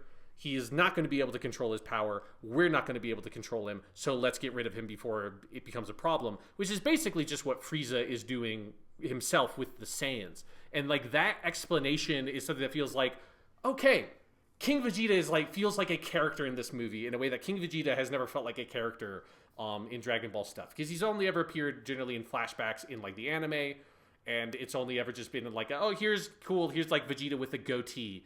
This just feels like this is a guy who's legitimately been like, is a king and has been ruling over these people, and he seems brutal and ruthless, yes, but also he's not an idiot. It's like, I think, because I do think that he legitimately had both of those reasons for getting rid of Broly, and he was not just bullshitting when he gave that second one.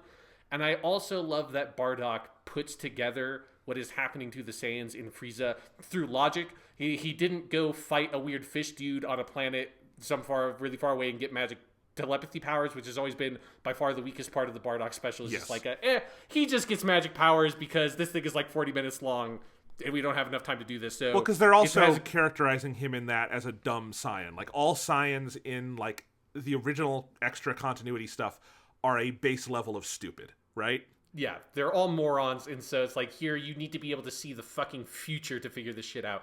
Here it's like, a lot of the Saiyans don't seem to have a great idea of what's going on.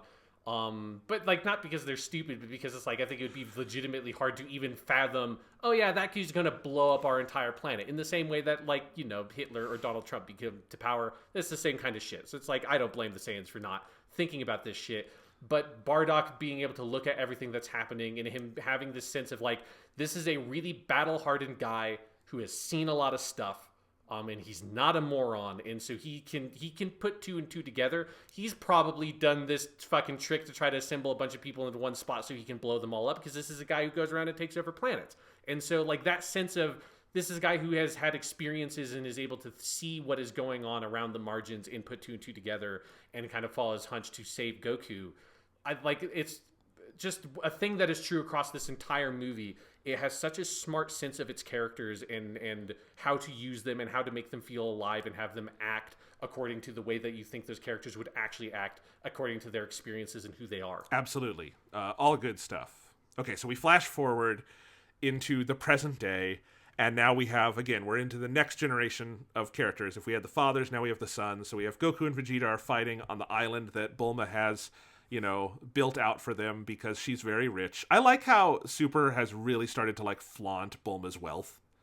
It's good. It's a good look. Because she is that fucking rich. They invented fucking capsules. That's amazing. She would totally have that kind of money and just build a fucking island. Why not? So her husband and her best friend can just beat each other up. It's great.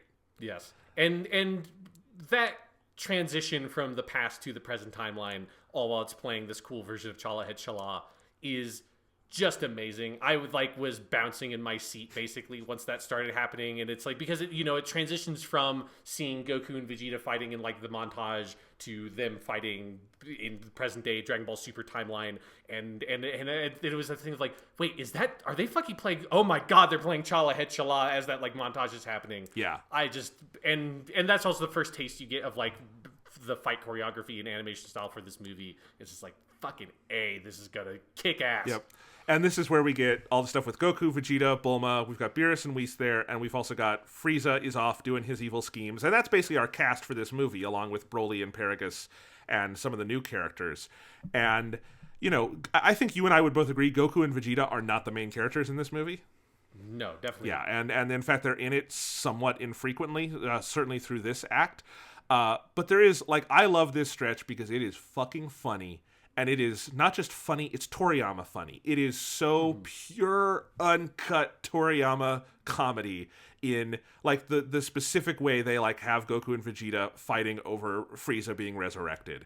And in the absolutely perfect joke of Bulma wanting the Dragon Balls so she can be 5 years younger, and Frieza wanting the Dragon Balls so he can be 5 centimeters taller. That is the most Toriyama joke Toriyama has ever written. Yes, it's amazing. In the way that they play those two jokes of cutting from the Bulma one to the Frieza one, and then you as the viewer, the slow realization of, oh, they're doing the same joke again. There's a cut I love in the movie between they zoom in on Bulma's mouth and lips, and it just hard cuts to Frieza's mouth and lips. And his weird lipstick thing. Yeah, it's a weird match cut matching Bulma and Frieza, two characters you would not expect a match cut between. And so it's when they first do it, it's just what the fuck was that cut? And then as the joke is developing, oh my god. But it leads to one of the things that I love so much about this movie is its usage of Frieza. Yes, I wanted to talk about this. So great, because it's the kind of thing that I can see some people... I could understand some Dragon Ball fans not loving that that Frieza's just doing this using the Dragon Balls for a very petty reason. But Frieza's a petty bitch. That's what he is. Yeah, Frieza's a petty bitch, but it's such a perfect encapsulation of how much he has developed as a character since they brought him back, and why it was such a smart move and the critical move that Resurrection F made of bringing Frieza back into play. Not just he's alive again, but he's relevant in terms of the power levels and stuff. Is that there's so much untapped, there was so much untapped material with Frieza that it just was kind of a waste to have that character just be dead forever. And so bringing him back with this, it's fucking A, he's just funny and has such a strong presence in the movie and is threatening when he needs to be threatening and menacing when he needs to be menacing. But also there's a legitimate good chunk of character development in that sense of, right, the Frieza that we knew from the Namek saga, the Frieza that's dead, who got blown up by Goku, came back as a robot, and then got blown up by Trunks. That Frieza was... one of the things that was really interesting about that version of Frieza was that he had this core insecurity to his character of that he was the most powerful guy around, but he always carried this fear, and it was the fear of the Saiyans and the Super Saiyan rising up, and it's what at the beginning of this movie leads to him destroying the Saiyans, and you get that. And that's one of the things that's valuable about having that flashback is revisiting where Frieza started as a character. But now you revisit, and so that part of that insecurity is also why he wanted the Dragon Balls to wish for immortality, because that's it. I don't care how many Super Saiyans come around. If I'm immortal, I'm good, and that was part of his whole deal.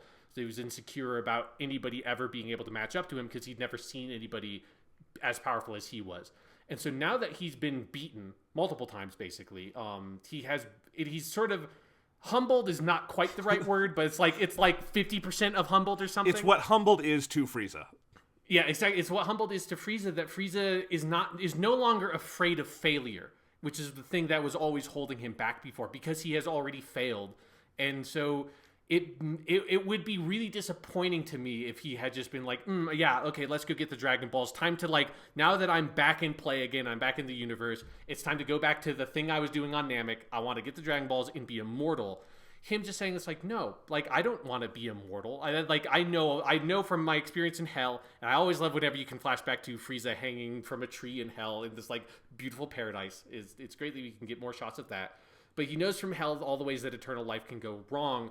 But he also has, I think, this appreciation of like the game of fighting and of like his competition with the Saiyans. There's something that like he feels alive in this way, that it's like he's passionate about things in a way that Frieza in the Namek arc is just so like whatever, like, yeah, I want the Dragon Balls, and I'll be very annoyed if anybody gets in my way about it. But Frieza just is like, spends that whole fucking arc sitting in his chair. This Frieza is like bouncing around and being like, I'm alive, I'm having fun, I'm super powerful, this is fucking great. And that sense of character development for Frieza is such a joy for me to see. And it's something that I love that they have not wasted that choice they made of bringing the character back, and have made such good use of it. No, I mean, they've fully at this point ingrained Frieza as just part of the main cast, and they've done it so much better than I ever thought was possible, because he deserves to be part of the main cast. He's just that good a character. And I should just say, we'll talk about the dub in full later. Chris Ayres, he's so good as Frieza. Like, you can never top Ryusei Nakao, but it is the greatest joy of watching Dragon Ball dubs these days, is that is about as good a match for a Japanese voice as I've ever heard in a dub. Chris Ayres Frieza is perfect. Yeah, it was by far the most crucial recast they did for Dragon Ball Kai, was getting that new Frieza in. And yeah, that was like, when I watched through Dragon Ball Kai back when it was just the Frieza and Cell stuff in English with like the English dub, that was like the main thing that made it worthwhile to me, was getting to that and being like, holy shit, there's an English Frieza that kicks ass, and that's awesome. But what I was going to say is that I think Frieza as the antagonist of this movie, because that is what he is, he's the ultimate antagonist, really. Yeah. Is a more compelling antagonist than the Frieza of Resurrection F. Like, Resurrection F is we like that movie. It's not the best Dragon Ball movie, but it's very solid, and it's got some great moments, and it uses Frieza well. I think it's the least interesting use of Frieza in this era of the show, because what they did with him on Super and what they do with him in this movie is so much more compelling than just, because Resurrection F is just, I'm alive and I'm going to try to settle this old score. In the Super material, in the Universe Survival arc, and now this, that's part of his motivation, but there's so much more to it. And I love that we finally get a version of Frieza who is just the puppet master. He does not, I guess he fights Broly in this movie in a extraordinarily funny montage. But other than that, like, he's not out there putting his like fists on the line. He is from behind just like, well, this is hilarious. I got some really strong science here, and I'm on my way to Earth. I'm a fuck with Goku and Vegeta because I can. And that is such an amazing use of Frieza. Like, Frieza is used better here than at almost any other point in the series. And I think because he's not the guy doing the fighting, it allows you to see a lot more sides of him, you know? Yeah. Absolutely. And Chris Ayres is great. He's so good, and I cannot wait to see this in Japanese so I can hear Ryusei Nakao. Because I'm sure, I mean, he's always great, but yeah, I always want to do a tip of the hat to Chris Ayres as Frieza, because it's the best voice in the Dragon Ball dub at this point, and it's such a perfect match for that character. So absolutely. Yeah. But yeah, all the use of Frieza in this is great. But this section of the movie is essentially Broly's. So I think this is the time, Sean. Why is Broly in Dragon Ball Super Broly a great character, where Broly in Dragon Ball Z movies 8, 10, and 11 is a piece of shit character? Yeah, well, so let's tackle old Broly first, and like cover that base. Like, we don't have to go too deep into it because we did a whole podcast on those movies. But yeah, old Broly was just like, hey, I'm little skinny lanky Broly, what's up? Kakarot, and that's the character. Yes. That's the character of the first movie. His character in the second movie is Kakarot, and his character in the third movie is just a Swamp Thing. And he's big, he's evil, he punches, he's mindless. In his most famous line was, "I'm not a demon, I'm the devil." Ore wa Akumada. And then the only reason I really like that line is because I like when it plays when you pick him in Dragon Ball. And Bin Shimada did a really good job with the role. Yes. Part of why Broly is famous is Bin Shimada is really good at yelling, and his yells are very good. Yes, that's for sure. So yeah, you give some props to that, but he was like it is that thing where if you look up the phrase one-dimensional in the dictionary, it legitimately should just be a picture of that version of Broly, because he is like, if that version of Broly was a more sweeping cultural reference point I could use, I literally would use it in a class on Tuesday where I'm talking about rounded flat characters. Like, I don't think a lot of 16-year-olds know what old Broly is. But that is literally the best example I could think of for a flat character. It really is, and here's the thing: you could do a great exercise. Show the old Broly movie. Show this Broly movie. Flat character, round character, right? Exactly. Yes, because this Broly is such a good character, Jonathan. Because all the other stuff we've talked about so far, the animation, the music, and the stuff they do with the flashback, right? Like, all that stuff is great for all those characters and everything. But if this character of Broly didn't work, this movie would only ever be able to be as good as like a Resurrection F. Yes. Like, it would be like, the fight was awesome, it looked cool, it had some good shit in it, but like so many Dragon Ball movies, the core story is whatever. But they put so much love and care into this version of Broly, and I love him so much. He's my big boy. I just want to give him a big hug, because he has like so much character to him, and like his like the main thing he is. And it's something that is such a smart extension from the Broly from the old movie, but they never just like had any interest in the interiority of that version of the character. But Broly is a victim of abuse from his father. Like, that's what he is. And in this movie, like, that's so much of his characterization is that obviously he already gets super powerful when he's angry. But I think one of the main reasons why he is able to get as angry as he is because he's suffered abuse at the hands of his father for so long, because his dad is obsessed with this idea of getting revenge on King Vegeta and on the Saiyans, and so he has trained Broly in a way that you would train a dog to be powerful and to fight, and he has the fucking shock collar around him, which like was something that I wasn't expecting to be an element they brought back from the old character, but like they bring it back in kind of like, and almost in a way that like to like deliberately shame those old movies of like, this is what you do with this kind of material thematically is it's not just like a, you know, he's just a puppy dog and then he's angry. It's you have to focus a little bit on the interiority. It's like your responsibility to focus on the interiority of a character like that, both because of the nature of the subject matter and how important it is, but also just like how important it is in the world and how important it is for this story and how interesting a material it can be for this character.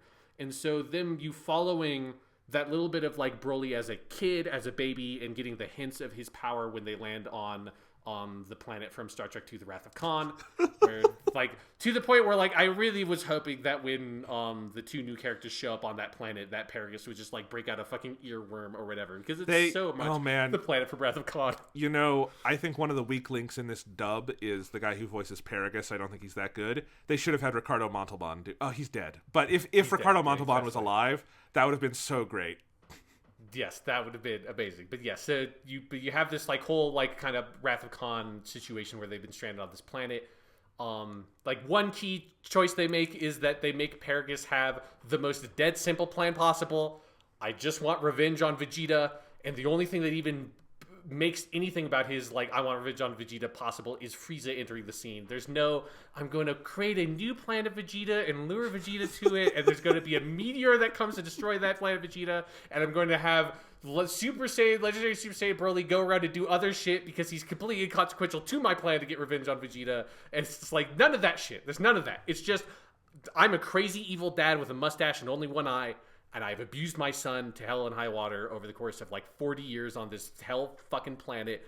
And I just want revenge on Vegeta, and I will take the easiest debate, even if it is just Frieza fucking like showing up, you know, with like literally with like a carrot on a stick for me. I do not care. I will just take any chance I get. Like, that's such a more rational characterization for Paragus. And so like his side of the movie works so much. That's probably the single biggest improvement over the first Broly, is just that.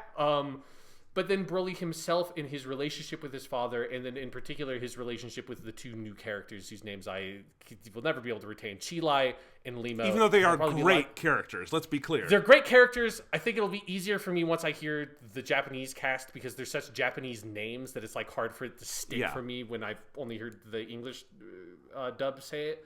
But yeah, like once they enter the picture and Broly has like these new friends, particularly with Chilai, and he just has this handful of scenes where he's talking, and particularly the scene where he talks about how he has his little like fur coat thing around his waist, and he had his whole friend Ba, who is this big weasel monster on the planet, which, by the way, the spider monsters and the giant weasel creatures that just like have giant necks that come up out of the ground, fucking awesome. Such a great Dragon Ball weird alien planet to be on. Like, that's like a planet that Jacko would go visit.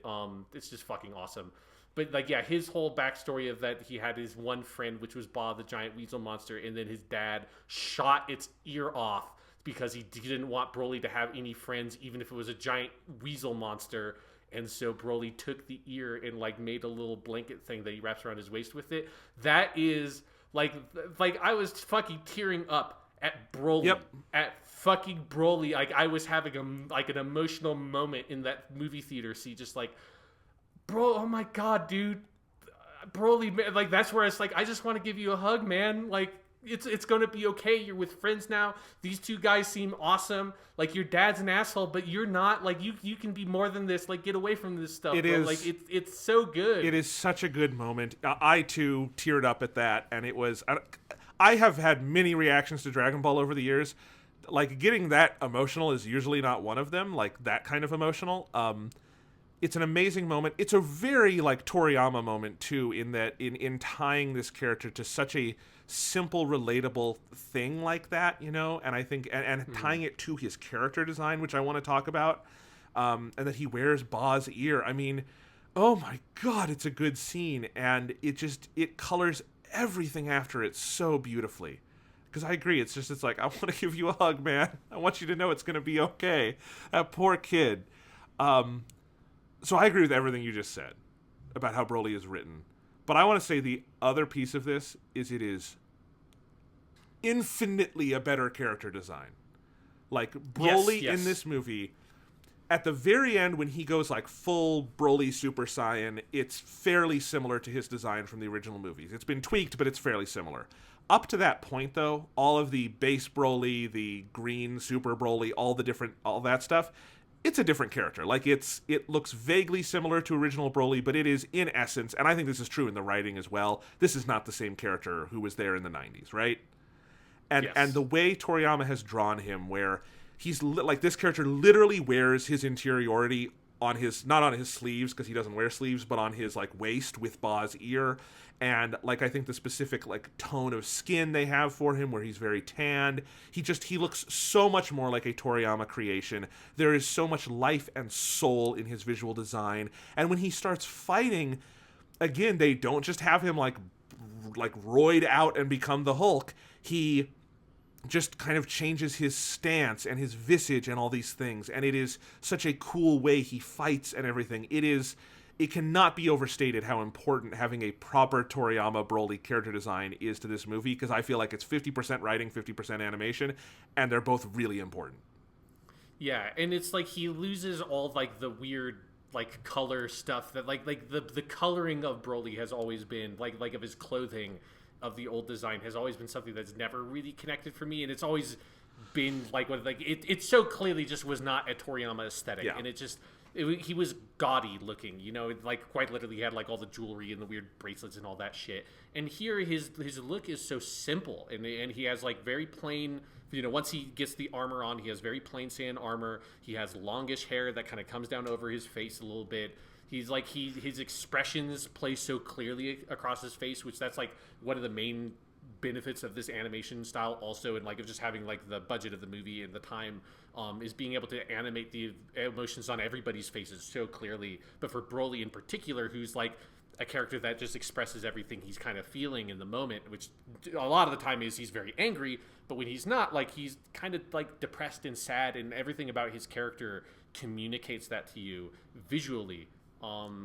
So yeah, like these characters, I had like the character design didn't strike me as much as it would have if I hadn't been playing the fucking Dragon Ball Legends game, where I've had that character for like a month now, so I'm very used to it. But yes, it's everything about the way that character is put together visually is a million times improvement, and I'm very much looking forward to whether it's in the next season of DLC for Dragon Ball FighterZ, or if they like revamp the Broly character that already exists in Dragon Ball FighterZ for another version of the game or something.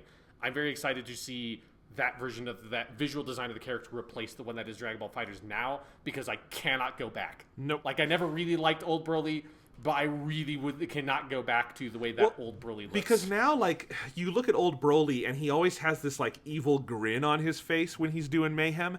And one of the just, like, it's subtle, but it is such a key change, is the way Broly fights in this movie is not out of malice, it is out of a lack of control. And that may seem like a small distinction, but the way it plays in the movie, I watch this Broly fight, and I don't even think about the other Broly.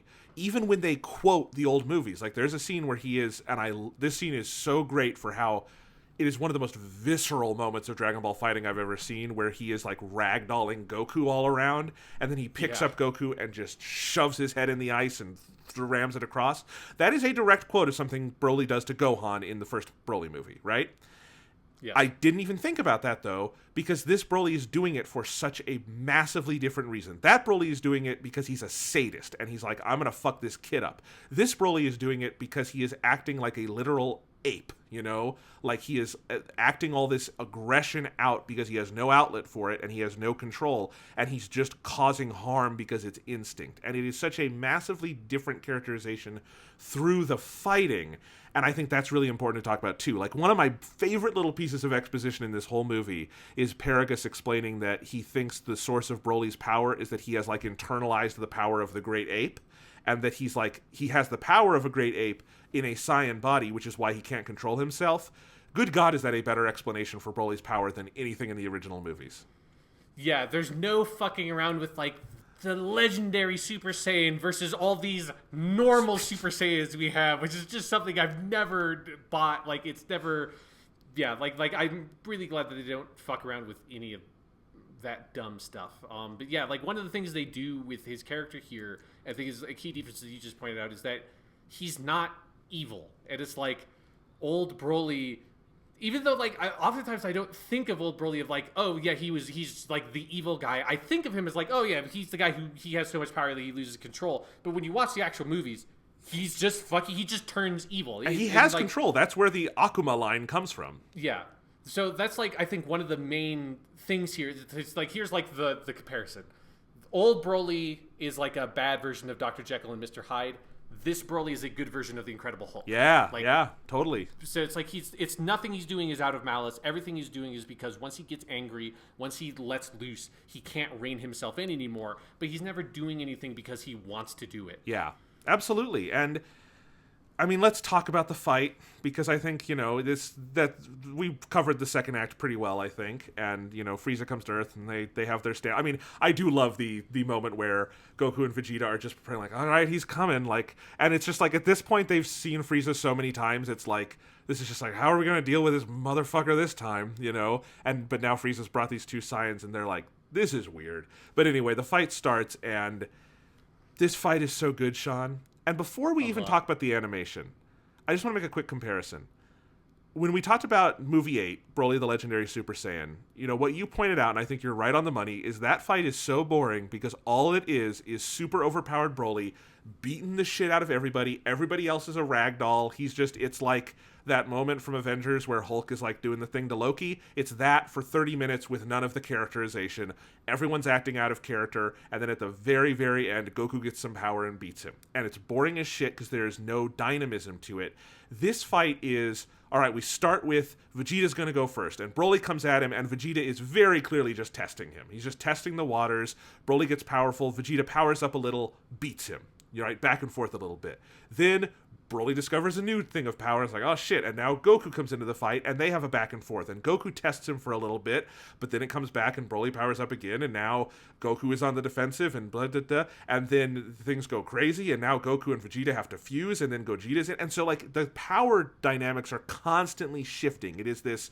There's a lot of character work being done through the fight of how would Goku approach this? How would Vegeta approach this? Where is Broly at in the development of his, like, instinctual rage? And so the fight is exciting, not just because it is well animated and looks cool, but because it is scripted dynamically, because there's a lot of give and take in the fight. And even amongst the best Dragon Ball fights, this one understands that better than just about any of them.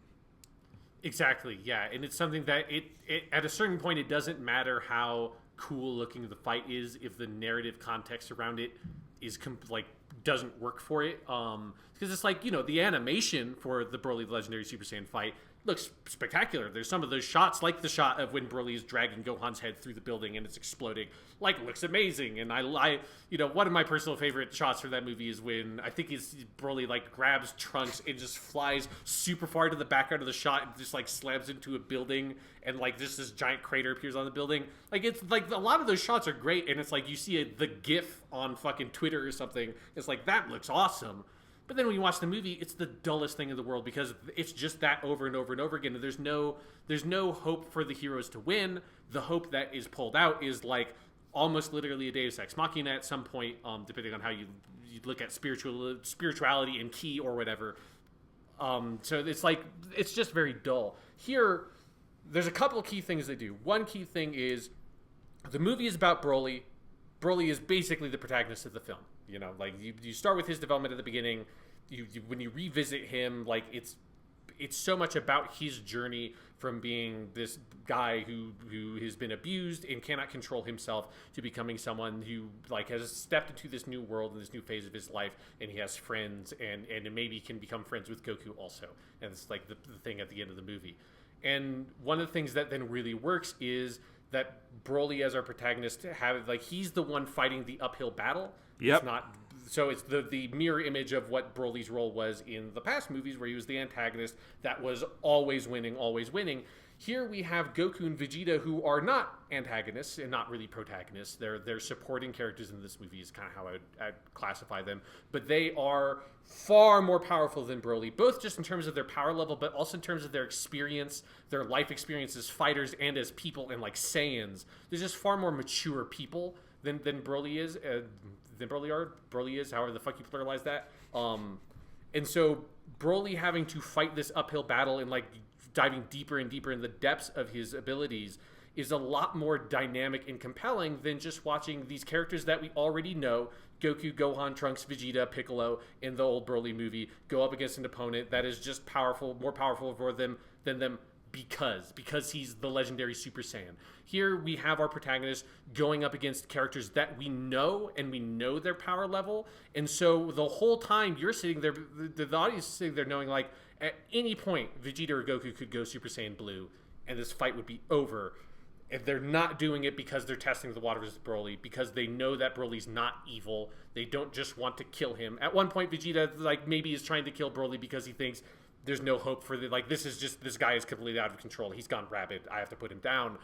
But there's no sense of, like, we're just, like, this incredibly powerful force that nobody knows, nobody understands, like Broly Legendary Super Saiyan, and we're just going to have you fight him for 30 minutes, and then the fight is over for whatever. I think the most narratively radical thing this movie does is that the ultimate climax, Gogeta versus Broly, you're not rooting for Goku.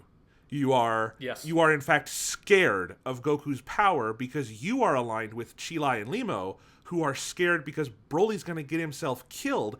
And it's like, it's kind of nebulous who's the most powerful here, but clearly Goku and Vegeta are the most experienced. They can at the very least outthink Broly, and they have the upper hand in that fight, and you are scared for Broly because you don't want Goku and Vegeta to kill him. That's where, like POV is really important here, and your point of view is with Chilai and Limo being like, fuck, that Goku guy, that Gogeta guy is really powerful, and Broly's just this kid. They don't know that about him. Like, this is fucked up. And so when Goku is getting that Kamehameha ready, it's not the same feeling that you usually get when Goku's getting a Kamehameha ready. It is, aw shit, I don't want him to evaporate Broly. That sucks. And that's never happened.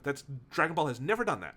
And that is just a new thing Dragon Ball has done here. Kind of like when Battle of Gods ends with Goku just abjectly losing the fight. It's like, Dragon Ball's never done that. That's amazing. Dragon Ball had never done that here, and it is such a radical, interesting thing. And I agree, it's Broly's development through the fight that matters, and I think especially when you view it that way, it's so much more exciting. Yeah, and it's one of those things that because it's really exciting for the Broly character, and because we've, by that point we've kind of come up with the Broly character through the movie and come to really love him. But then also as a Dragon Ball fan, it continues to do something that is one of my favorite things about Dragon Ball Super, and particularly the Tournament of Power and some of the stuff with the Universe 6 Saiyans, is it gives you that different perspective on these characters we know already, Goku and Vegeta. And so it's like, coming into this movie, I was not expecting the movie to be so disinterested in the character arcs of Goku and Vegeta. Like, this movie just doesn't really care about that, which is fine because the movie is what it is. I was coming into it expecting it more to be from their POV than it to just be so from That's Broly's something that perspective. threw me off the first time I saw it, I'll be honest. Yeah. And so it's that thing, but that when I kind of like gave myself over to it, one of the things that's really exciting about that is that Vegeta and Goku become very threatening, and they feel like this is the most powerful either of those characters have ever felt to me, because you're going up against them. They're the wall you're trying to overcome. They're not the person you're rooting for. And you get a little bit of that in Dragon Ball Super when you have like Kabe or Kale and Caulifla that are these other Saiyans that are also like this kind of coming up in Goku and Vegeta, or sort of pseudo-tutoring them through fighting. This is a way more aggressive version than that was in Dragon Ball Super in those different scenes. But it's that same sense of like, these characters that we love so much have come so far, and you just feel the incredible gap in skill and ability and experience that Goku and Vegeta have accumulated. And it's one of the incredible benefits of this movie being able to, build off of the foundation of Dragon Ball, is that the audience has that pre-existing relationship. So the characters of Goku and Vegeta, you don't need to put all that work into them for the audience to like them. And so it gives you this space to have this just totally different perspective on those characters when you can adopt Broly's POV. Yes. Let's talk about Goku and Vegeta's role in this for a little bit. I think Goku is very well used in this. I think it's the right amount of Goku. I think the writing on Goku is great. The animation's great. I have no complaints with Goku in this movie. Yeah. Vegeta, I'm still not entirely sure how I feel. I think he's underused, but slightly. Like, it's just, I wish there was an acknowledgement in the movie of Vegeta's character arc in Super, where, like, so much of his arc in Super is about kind of rediscovering his Saiyan pride and understanding it in a different way than he understood it before, and taking these people under his wing. And I feel like I wish that had come out more clearly in his confrontation with Broly, and that it doesn't felt a little jarring. At the same time, Vegeta is a hard character to use in the movies. There's a reason why Vegeta is not prominently in any of the movies, really, other than like he's in like Fusion Reborn, he's in Resurrection F, he's in this one, but he's never the main character. And that's because Vegeta is a character who takes time to develop. He is a still waters run deep scenario where a 90-minute movie is just never going to be the case where you're going to use Vegeta best. Vegeta is best when you're watching him over weeks and months develop, right? Yes, absolutely. Yeah. And so Vegeta is hard to use in a movie. So I think overall his position in this is probably the correct one. But I guess I just wish there was more of an acknowledgement of it. And it threw me off a little bit that there isn't. And I think you could read the moment where he goes to, like, fire the big beam at Broly as either that feels out of character for Vegeta in this moment, or kind of as you said it, it's like Vegeta is also kind of a pessimist and is just thinking, like, there's nothing to be done here. Yeah. Like, I do agree. I think there's two things I wish the movie had. I wish I had one moment with Vegeta, either early, like right when Paragus and Broly show up. I wish there was maybe a little moment with Vegeta there, or a moment with Vegeta later in the fight that does some of that. And I wish there was another emotional beat with Broly somewhere deeper into the fight. Like, those are the two beats that I wish the movie had that are like my only like real like substantive criticisms of the movie that are things that I actually suspect that if there is an extended version, those things are probably in there, and were cut for time or something like that. Because Goku gets that moment. Goku has a great Yes. scene where it's in the trailers. He's Super Saiyan God. He does this amazingly cool telekinetic thing where he like binds up Broly with his red aura energy. It looks so good, and it's the speech about how we've had a lot of enemies, but I don't think you're one of them. Vegeta needed that somewhere. Yes, but Vegeta does have like while it's not a lot, there he has that one line of when he is doing that, like he's turned Super Saiyan God. He's like basically be like, okay, I'm done with this fight. Like I've done testing you, and it's clear that you're like fucking off your rocker, Broly. Like I don't know what your deal is, dude, but you fucking lost it like already. It's like that's the beginning of the fight, and Broly's like completely lost his shit, and it feels like Vegeta's kind of putting him down, like Old Yeller kind of putting him down, but he says this line like, "What a waste," as he's doing it, which obviously I just assume in Japanese is motainaides. There's like this is like, which is this is such a waste to like have to do this to you, and it's something that is like, it's a small thing, but when you take Vegeta throwing Nappa into the sky and blowing him up because Nappa wasn't good enough to beat Goku, and being like, ha ha ha, you fucking idiot, like you suck, Nappa, I'm just gonna blow you because you're so useless to me now, and just being evil and an asshole about it. Going from that to, I hate that I have to do this to you, fellow Saiyan, because this is such a waste of what you are. Like that to me, like, I wish there was a little bit more of it, but that to me there is that acknowledgement of it. And I agree. I don't think Vegeta's out of character. I think he's arguably a little underused. Vegeta also he's never going to be the protagonist of one of these movies because it's just, I don't think he works in that mode. Yeah, I mean, the only way it would be if like he like was so the protagonist of the movie to the expense of like all the other characters, which they're never going to do. In part because like Goku is tailor-made for movies, because you can do 90 minutes of Goku very easily. Yes, yeah. He's a very elastic character in that way. But yeah, so that's Goku and Vegeta. I should also say, Vegeta with the red Super Saiyan God hair, which we have not seen before, looks so fucking good. Like, the different multicolored hair looks good on Goku. It looks really good on Vegeta. Like, the red and blue hair on Vegeta, I think I like even more than the red and blue hair on Goku. I agree. Yeah, it's so good. And just all the Super Saiyan effects and transformations in this movie, so amazing. Like, I think maybe my favorite one is just when Vegeta goes normal Super Saiyan in that fight. And his hair turns green briefly? That's amazing. And it's just the way that, like, it's flowing up. It's just like, I mean, the shots in, like, the first Dragon Ball Super Broly trailer of, like, that pan up of Super Saiyan Vegeta, but it looks so good. And it's also just, that's another amazing moment where Paragus sees that. It's like, what the fuck is that? And Frieza turns and is like, wait, are you telling me that Broly can't even go Super Saiyan? Man, that's really disappointing. Yeah. It's like one of that like perspective of 40 years ago during the prologue or whatever. This like, the legend of the Super Saiyan. I don't even think it really exists. It must be some sort of myth. To being like, oh yeah, he can go Super Saiyan. He can go Super Saiyan 2. That one over there can also go Super Saiyan 3. They can both go Super Saiyan God, which is red hair, and then they can go Super Saiyan God, Super Saiyan. But we just call it Super Saiyan Blue because that's blue hair. And then he can go Kaioken on top of that. And then the Vegeta one, he can go like super, super blue. Oh, and also, it's a lot. Also, they both have kids, and their kids can do it. Yes.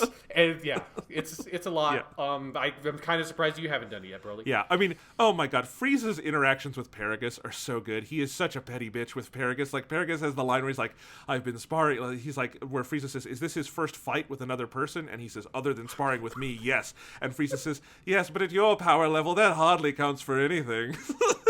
It's so good. Oh, it's so amazing. It's just how dismissive Frieza is of Paragus is fucking perfect. I love it. And then, of course, I mean, but speaking of Super Saiyan transformations, I also wanted to give a shout out to when Goku goes Super Saiyan Blue and he's like freaking out and almost goes Ultra Instinct. Is a little like Easter egg in there. Oh my god, the animation on that one is out of this world. Yeah, just great. Just, and I always love when we get good high budget Dragon Ball stuff that gets to do all the cool color effects with Super Saiyan Blue. Because sometimes in Dragon Ball Super, the show, the Super Saiyan Blue stuff could feel really cheap on like a cheap episode. Super Saiyan Blue never looked good. But when like you get like the good episode and it's like fucking and it's like this cool blue gold aura, it's awesome. I love it. It's still my favorite Super Saiyan transformation. So I love it. It looks great here. So in the story, here we have Frieza deciding to kill Paragus to bring out Broly's latent potential. Another amazing moment, just that like the quick flashback of like, oh right, I blew up that bald dude, and that made the Goku one turn Super Saiyan. I wonder what happened if I killed his dad. Yes. Oh, okay, great. That makes him go Super Saiyan too. It's such a perfect culmination of Frieza and Paragus' relationship. It's the right way for Paragus to die. It's a great callback to Paragus doing the same thing to Beats early in the movie. So there's some parallelism there. And then it would legitimately freak Broly out. It's such a great character-motivated reason for him to hit that final level. Like, the movie is always, like, every time it's going to hit you with a shot of nostalgia. Like, we're going to show you Super Saiyan Broly, but we're only going to do that after we hit you with a lot of good storytelling. Like, it's very responsible in how it doles out those pieces of nostalgia for you. So, absolutely. Yeah. So then this is the part where, a little bit earlier in the movie, you have a great little tiny Piccolo thing where Piccolo like comes in telepathically, which made me very happy because I didn't think that Piccolo was going to be in this movie. I wouldn't think there'd be any reason for Piccolo to be in this movie. This movie has a very Piccolo small cast compared to most Dragon Ball films.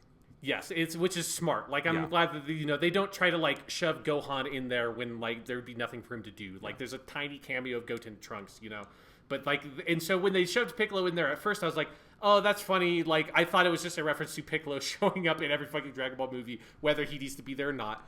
But I had not put it together with the first time we cut in that, eventually the Gogeta thing needs to happen in this movie. How are they going to do that? Because I had just kind of forgotten that technically in the canon, Vegeta never learned the dance. Yep. Because I've just lived with Gogeta as a thing that exists in Dragon Ball for so long, I had never thought about a version of Dragon Ball where that never happened.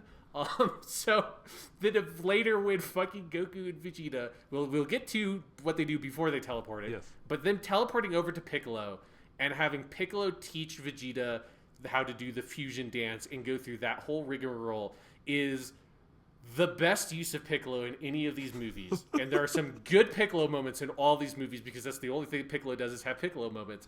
But just him being able to do, like, just reprise his Goten Trunks routine of just like, no, it's wrong. The angle, the angle's at 45 degrees and yours is they like put the fucking overlay on the screen. It's like your finger was bent, and them having to do the fucking fusion dance and Piccolo being like the harsh taskmaster is so fucking amazing. This movie is so good at knowing when to like let some steam blow off with comedy, because at that point the movie's been pretty intense for a while, and you get the great joke with Frieza we'll get to, and then all the fusion stuff. I mean, my God, when they put the fucking he's got the lines on with like, this is 60 degrees and this is 45. Both times I saw this movie, I just died. It is the funniest visual. I love that we get fat Gogeta for a moment. That got applause in my theater. But then they extend the joke by also having the opposite of it with skinny old Gogeta. Yeah, the skinny one. And then, we should just say the joke throughout all that is, have fun, Frieza. Yes. So Goku and Vegeta lure Broly over to Frieza because they just know that Broly's just gonna attack anybody in front of him. So there's just that whole sequence where apparently Frieza fights Broly for a fucking hour while they're doing all the fusion dance shit and waiting for the fusions to dissolve after 30 minutes and then trying again. My brother had a great joke about that when he saw the movie. He said, in most cases when someone says 30 minutes on Dragon Ball, that's going to be like 5 episodes and they're going to extend it. This is the one time 30 minutes went by fast. Yeah, exactly. It's just every time they cut back to Frieza just getting his ass rocked by Broly while they're trying to figure out the fusion dance. It's one of the hardest times I've laughed at Dragon Ball ever. It's one of the best jokes they've ever pulled in the whole history of this franchise. It's so good. And then you are rewarded with Gogeta, which is fucking my boy Gogeta, finally in the canon. It's so He's good. here. It's Gogeta's always been like my favorite of the fusion characters, and he's so much better here than Fusion Reborn is great, and I don't want to put it down in any way because it's awesome. But like having him here, having him go Super Saiyan Blue, just the utter cockiness of Goku and Vegeta combined there, and just the fluidity of his movements, the way they do the fight here. Oh, it's so good. I mean, just that little moment you have between him and Piccolo right after he's fused, with him like trying to come up with his name, is so amazing. It's like, because it's the thing about Gogeta was he was just in that Fusion Reborn movie, and then they did the fucking Super Saiyan 4 thing in Dragon Ball GT. Right. I always forget about that. Yes, yeah, so do I. So he's in that Fusion Reborn movie, and it's amazing because he just fuses, he does a couple cool moves, he does the fucking Stardust Breaker, which is like the best move in any Dragon Ball video game. It's the thing I always put on in Xenoverse. In Xenoverse and Xenoverse 2, it's one of my ultimates because I think it just looks fucking amazing. Super Gogeta is also my favorite character in the Dragon Ball mobile game, because he's really overpowered, but he's also awesome. But in that movie, he's just there, and he does that really cool thing, and he looks fucking awesome, and it's over. But he doesn't really ever say anything. He doesn't have any real characterization. In this, I love that you don't have much, but you just get a couple of those moments with him where he actually gets to kind of talk and do his thing. And I love that he feels just like that little bit different from Vegeta. Yep. Like and he's got a lot of that Gotenks. Like Vegito is cocky, but Vegeto's not like cocky in this way. He's not quite this like childish in him talking about like, nah man, it would be way cooler if I had a cool name when I showed it. Like, I'm not just gonna go there without a name. Like, that whole interaction just worked so well for me, and I just love that we have, you know, like, Gogeta was not a character that necessarily needed like to be rehabilitated in the way that Broly did if you wanted to bring him in. But the fact that they put that little bit of extra love and care into having Gogeta, it means a lot to also me. Just Somebody like very much loves Gogeta. His character design, I love. He's always had the cool like sleeves, but with the open chest, and they preserve that here. I love how perfectly the face is a blending of Goku and Vegeta. It's so well drawn. When he goes Super Saiyan Blue, it's the coolest anyone's ever looked as Super Saiyan Blue, and just the entire fight, like, he is like skating on air, and when he's pulling up these like rainbow colored like energy balls and sending them out, it's such a good fight. The music in that sequence is go the Broly, ha, go the Broly. It's so good. I love it all. It is an amazing climax, and it's got this great character hook with Chilai and Limo, you know, going around trying to save Broly, and the Dragon Balls being used in a really substantive way at the end of this story.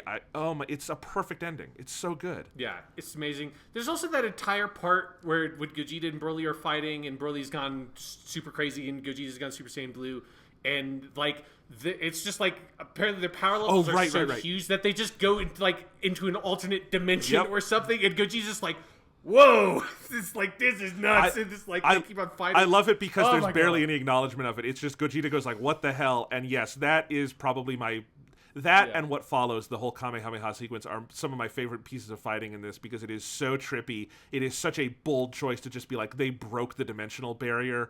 I don't know if we're supposed to... It's like they just fought onto the set of fucking like Doctor Strange or something is what just happened. I love that, like, you can read it as either like that literally happened or the movie just decided to go crazy for a second. It's like not clear if it really happened or not. The way it like breaks back into the environment and we come back to the snow at like sunset, all of that. Oh man. Anything else to say about the fight? You mentioned the POV shot. That's one of the big ones I wanted to mention. We talked about the different power-ups. It's all so good. It's just amazing. I think we went over it well. It's like, obviously it's the most well-animated, most well-directed Dragon Ball fight there's ever been. Like, easy.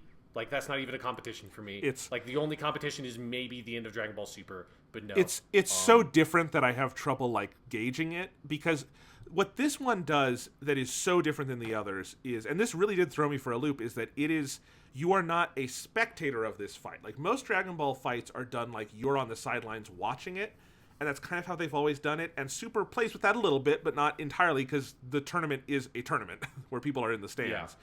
In this one, you are in the fight. The camera is a participant in the fight. Not just when you're in Broly's POV, but throughout. The camera is weaving and bobbing with them, and there's a continual sense of movement. And I don't know about you, Sean, but I forgot to breathe during a lot of this fight, because it is just so, like, overwhelming. And, like, it took me 2 viewings to realize there is a lot of really precise, complex choreography going on in there, too. Yeah. It's not just camera movement and stylism. It's just a really good fight also, but like that's the thing, is that it's the choice to like have you become a participant in the fight is so different that it's almost like you can't compare this to anything else. You know what I mean? Yeah, it is definitely going for a very different effect and very different style, but it's like, man, it it's so good, yeah. It executes what it's going for at such a high level. Yeah. And so all of that, and you're like, that is a really important thing to point out, that I'm glad you pointed out, that it's like, it's not just that like the camera movements are really cool and dynamic. It is that within that, there's like really clear, effective, interesting choreography in different moves. It's not just like people punching and kicking so fast that like their hands are just blurs. There's a real sense of pacing and artfulness to the way that they choreograph the fight. When Gogeta, when Gogeta, and then it's okay. No, go ahead.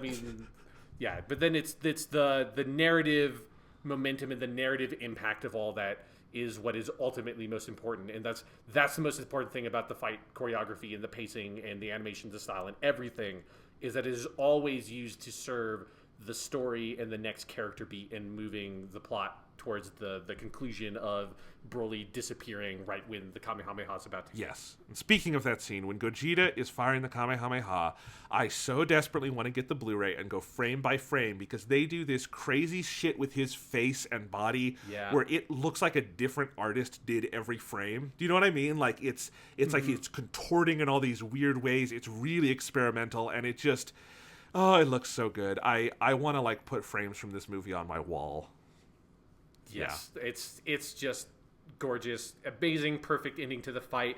I also just love, there's like that little moment where Frieza's going to shoot the ship as they're escaping, and Gogeta just goes, it's like, nah, not today, buddy. Yep. It's like, fine. I love Frieza's line there too, where he's like, I'll come back for this planet one day. It's such a great kiss off for Frieza. And then the end of the movie, it's got a really beautiful denouement with, I mean, you've got the menace of Frieza building his army more. I'm so curious where they're going with that, if anywhere in particular. Chilai and Limo deciding to go off with Broly, who we haven't said it enough, but Chilai and Limo are wonderful characters. Yes, the dub actors that play those characters are awesome, but that's one of the things I'm most excited for watching the Japanese dub is I know both the voices of both those actors, Mizuki Nana and Tomokazu Sugita, that are playing those two characters. In Japanese, and it's, now that I've seen the characters in English, it's such good casting, and I'm so excited for Sugita as the guy. It's just gonna be fucking amazing. Yeah, but I don't want to sell the dub actors short, because they're great. The one who plays Chilai is Futaba in Persona 5. Yes, perfect casting. She's so good. Anyway, but yes, they're great. They decide to go live with Broly, and then the end is Goku coming to visit Broly and giving him the capsules and offering to train with him. Wonderful ending, right? Yeah, and the fucking kiss-off line that he gives of, and you can call me Kakarot. Yes. Amazing, perfect, beautiful, love it. It's apparently different in Japanese. Really? Apparently, it's not Broly, you can call me Kakarot. It's some variation of my name is Kakarot. He claims it for himself, and I've seen people saying, like, it is a little materially different in the original Japanese, the way Masako Nozawa says it. And I'm really curious, because I want to know how big a character moment that is supposed to be, that Goku says his name is Kakarot. Like, it's a big character moment in the dub, the way they have it, because he's never addressed himself that way.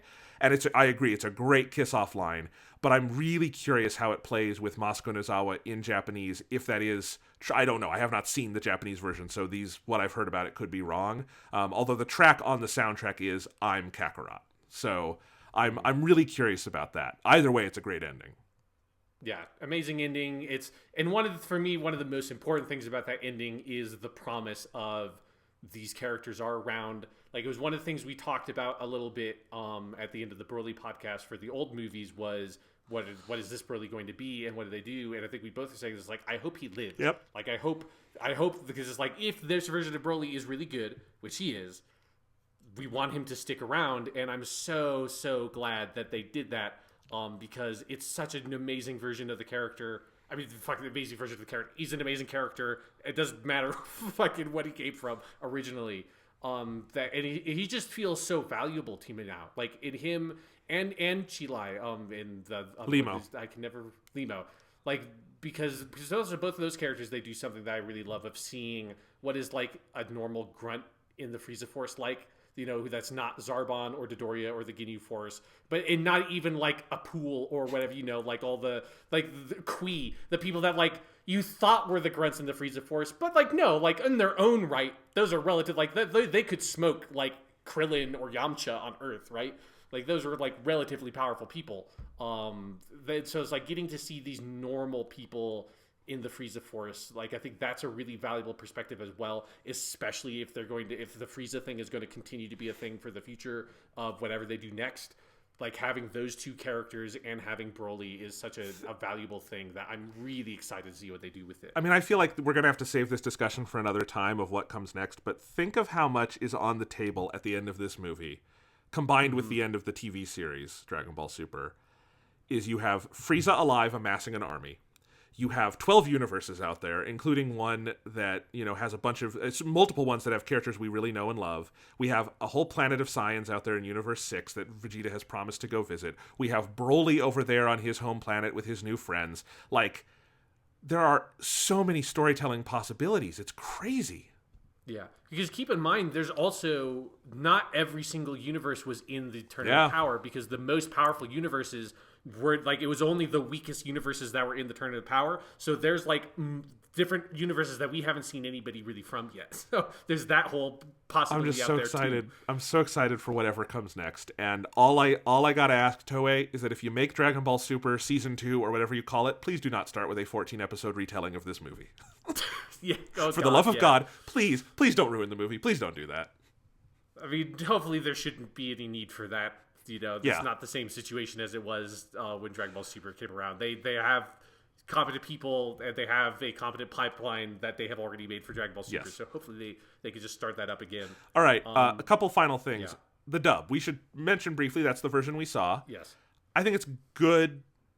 I think some of the voices are great. I think it's not great dub overall. Like, it's good script. It's well written. It's got some dumb moments. I don't know why Piccolo quotes Dragon Ball Z abridged at one point with the "what in the multiverse" line. Oh, I didn't even catch that. Yeah, he goes, "What in the multiverse?" It's a dumb moment. It comes right after the moment where it's right when they arrive at him, Vegeta and Goku. So if people were laughing in your theater, you might not have heard it. But anyway, like it's a good dub overall. I have to I think in general the trend of the newer voices tend to be the better ones. Like Chris Ayres, Frieza, Chilai and Limo are both great. I think that continues to be true. I think Chris Sabat does some really good work in this as Vegeta and King Vegeta. I think he's really strong. I have to say I don't like Sean Schemmel's Goku. I've gotten to a point where, and I know this is an unpopular opinion, I don't buy it, and I don't like hearing it. Like, I like it because it's what I grew up with. Like, I massively prefer Masako Nozawa. Like, it never bothers me, but like, I 100% get why it would bother you. So here's the thing. So I've had to listen to people for years talk about how, like, no, you don't get it. Japanese Dragon Ball's bad because they got a woman to voice a guy, and it's the stupidest argument on earth. But I feel a little bit of that in reverse with Sean Schemmel, because and this is particularly the more he's tried to lean into the youthful side of Goku, when I hear his Goku, what I hear is a 50-year-old guy in a sound booth trying to sound like a kid. I don't hear Goku. And I get that really strongly in this movie. He's got some good moments. I like his speech to Broly in the middle of the fight. I think he delivers that well. I think he does some of the yells well. The English cast is kind of hit and miss on the yelling. I think like Vic Mignogna's Broly dialogue is really good in this. Vic's a great actor. I think Vic Mignogna's yelling as Broly is pretty subpar. But that's also a very Japanese skill, as these things go. So I don't know. That's kind of how I feel about Sean Schemmel's Goku at this point. I like the guy, and I like the general quality of the voice. It's something that I've noticed more and more as the series has gone on, because the more recent material has leaned more into the youthful Goku stuff, and it's just when he does that, I don't buy it.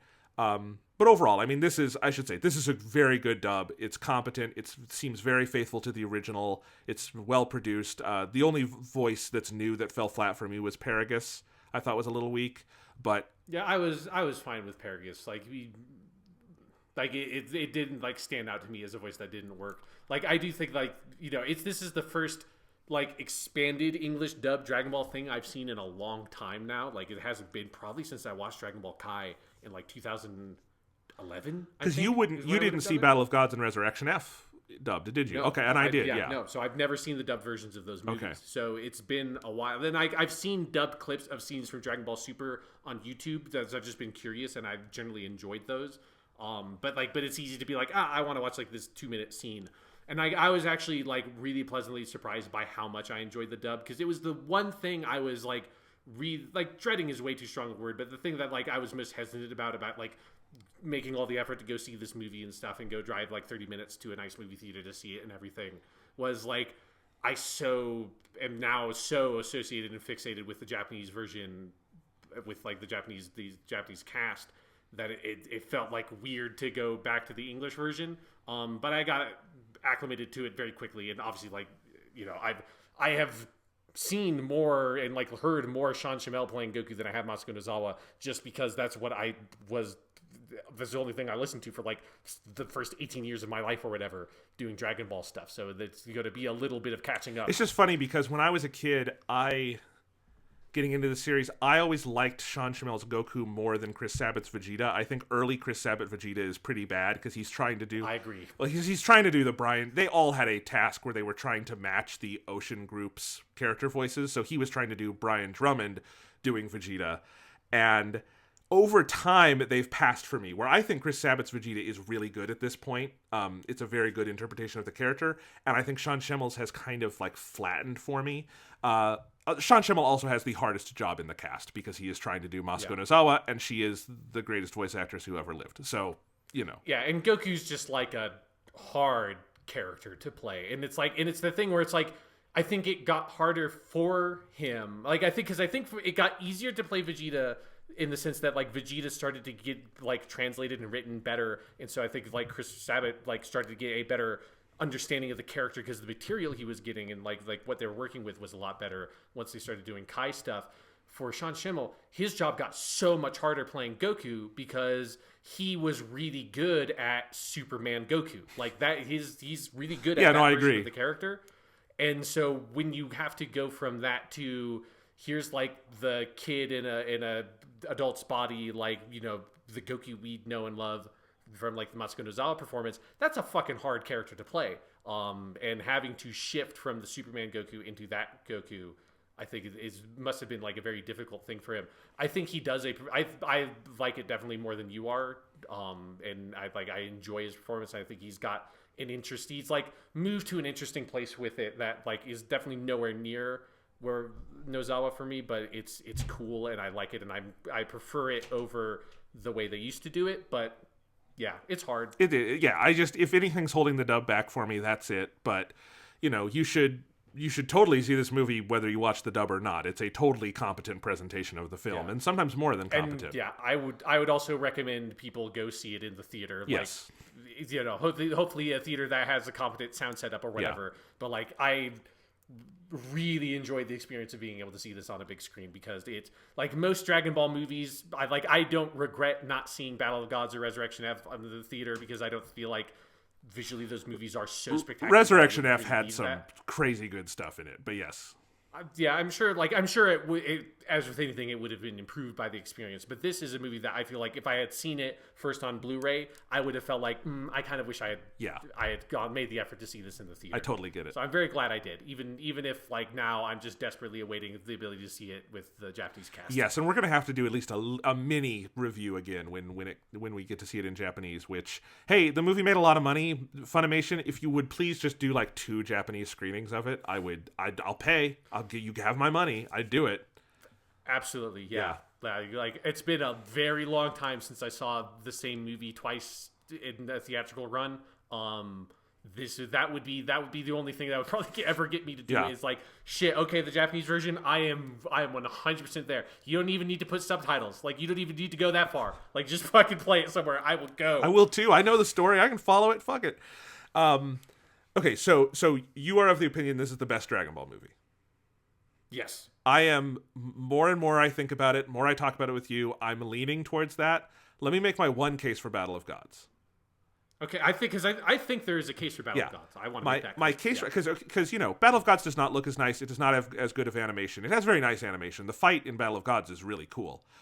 I think for me, I mean, it's two things. One is just Battle of Gods is 5 years old, and I've seen Battle of Gods like 15 times. Like, because just between its protracted release to get here, I saw it like 3 times raw in Japanese. Then I saw it in theaters in English. Then I saw it on Blu-ray in Japanese, and there was also an extended cut. So I've seen it many, many times. So part of that is just that. And Broly I've only seen twice, and it's very new. So over time, I don't know where I'm going to land on this.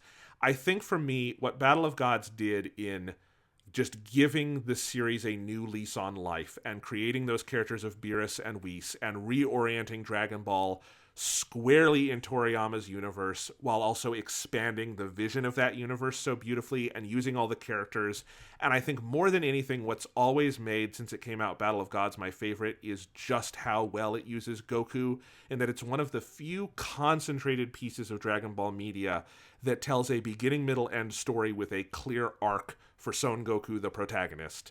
And I think it does that beautifully. And I think for me, just like, we have this era of Dragon Ball because of Battle of Gods. And like, that moment will always be so special for me when that movie gave the franchise its life back. But at the same time, Broly is on the other end of that. It's kind of a culmination of everything they've done since then, and all they've learned and how bold the series has gotten. And of course, the animation in Battle of Gods can't touch the animation in this. So they're very hard to compare. But I think for everything we've talked about and everything I just said, that's why those two are at the top for both of us, I think. Yeah, for me, I think one of the, like, outside of even just like the animation of the aesthetic stuff that Dragon Ball Super Broly does that I love so much, I think the main thing that Broly has that edges it out over Battle of Gods for me is I feel like the pacing in Broly is razor fucking sharp, yes. And Battle of Gods is a little bit slow for me in places. It is, totally. Like, yeah.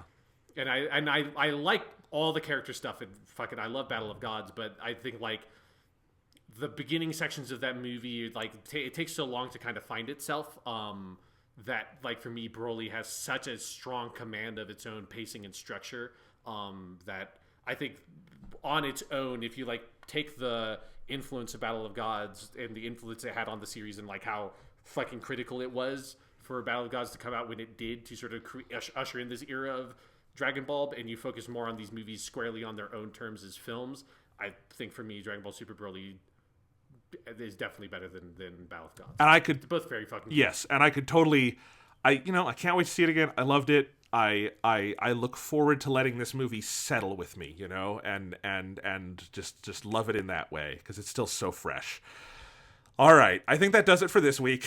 This was a ridiculously long podcast, but it felt good to do this again, Sean. Yes, I mean it was for the listeners didn't have a hiatus. We had a little week-long hiatus, and so we had a lot of stuff to talk about. This is a fucking movie that's got a lot of shit. There's that whole little bit. There's one of my favorite little bits in the movie where Broly is fighting Whis for a second, and Whis is just like not having it and just dodging all of this shit. Like there's so many little touches of this movie that's amazing. So Beerus taking care of Bulla. That's a yeah, that's so good. Yes. I love when they cut back to him and she's just like on his chest. He's like, oh, it seems like everything's gone okay. Yes. All right. Dragon Ball is good. For now, Dragon Ball is very, very good, and I'm gonna need to eagerly count the days until I just need to fucking watch the Japanese version of this movie so bad. Oh God. Japanimation Station.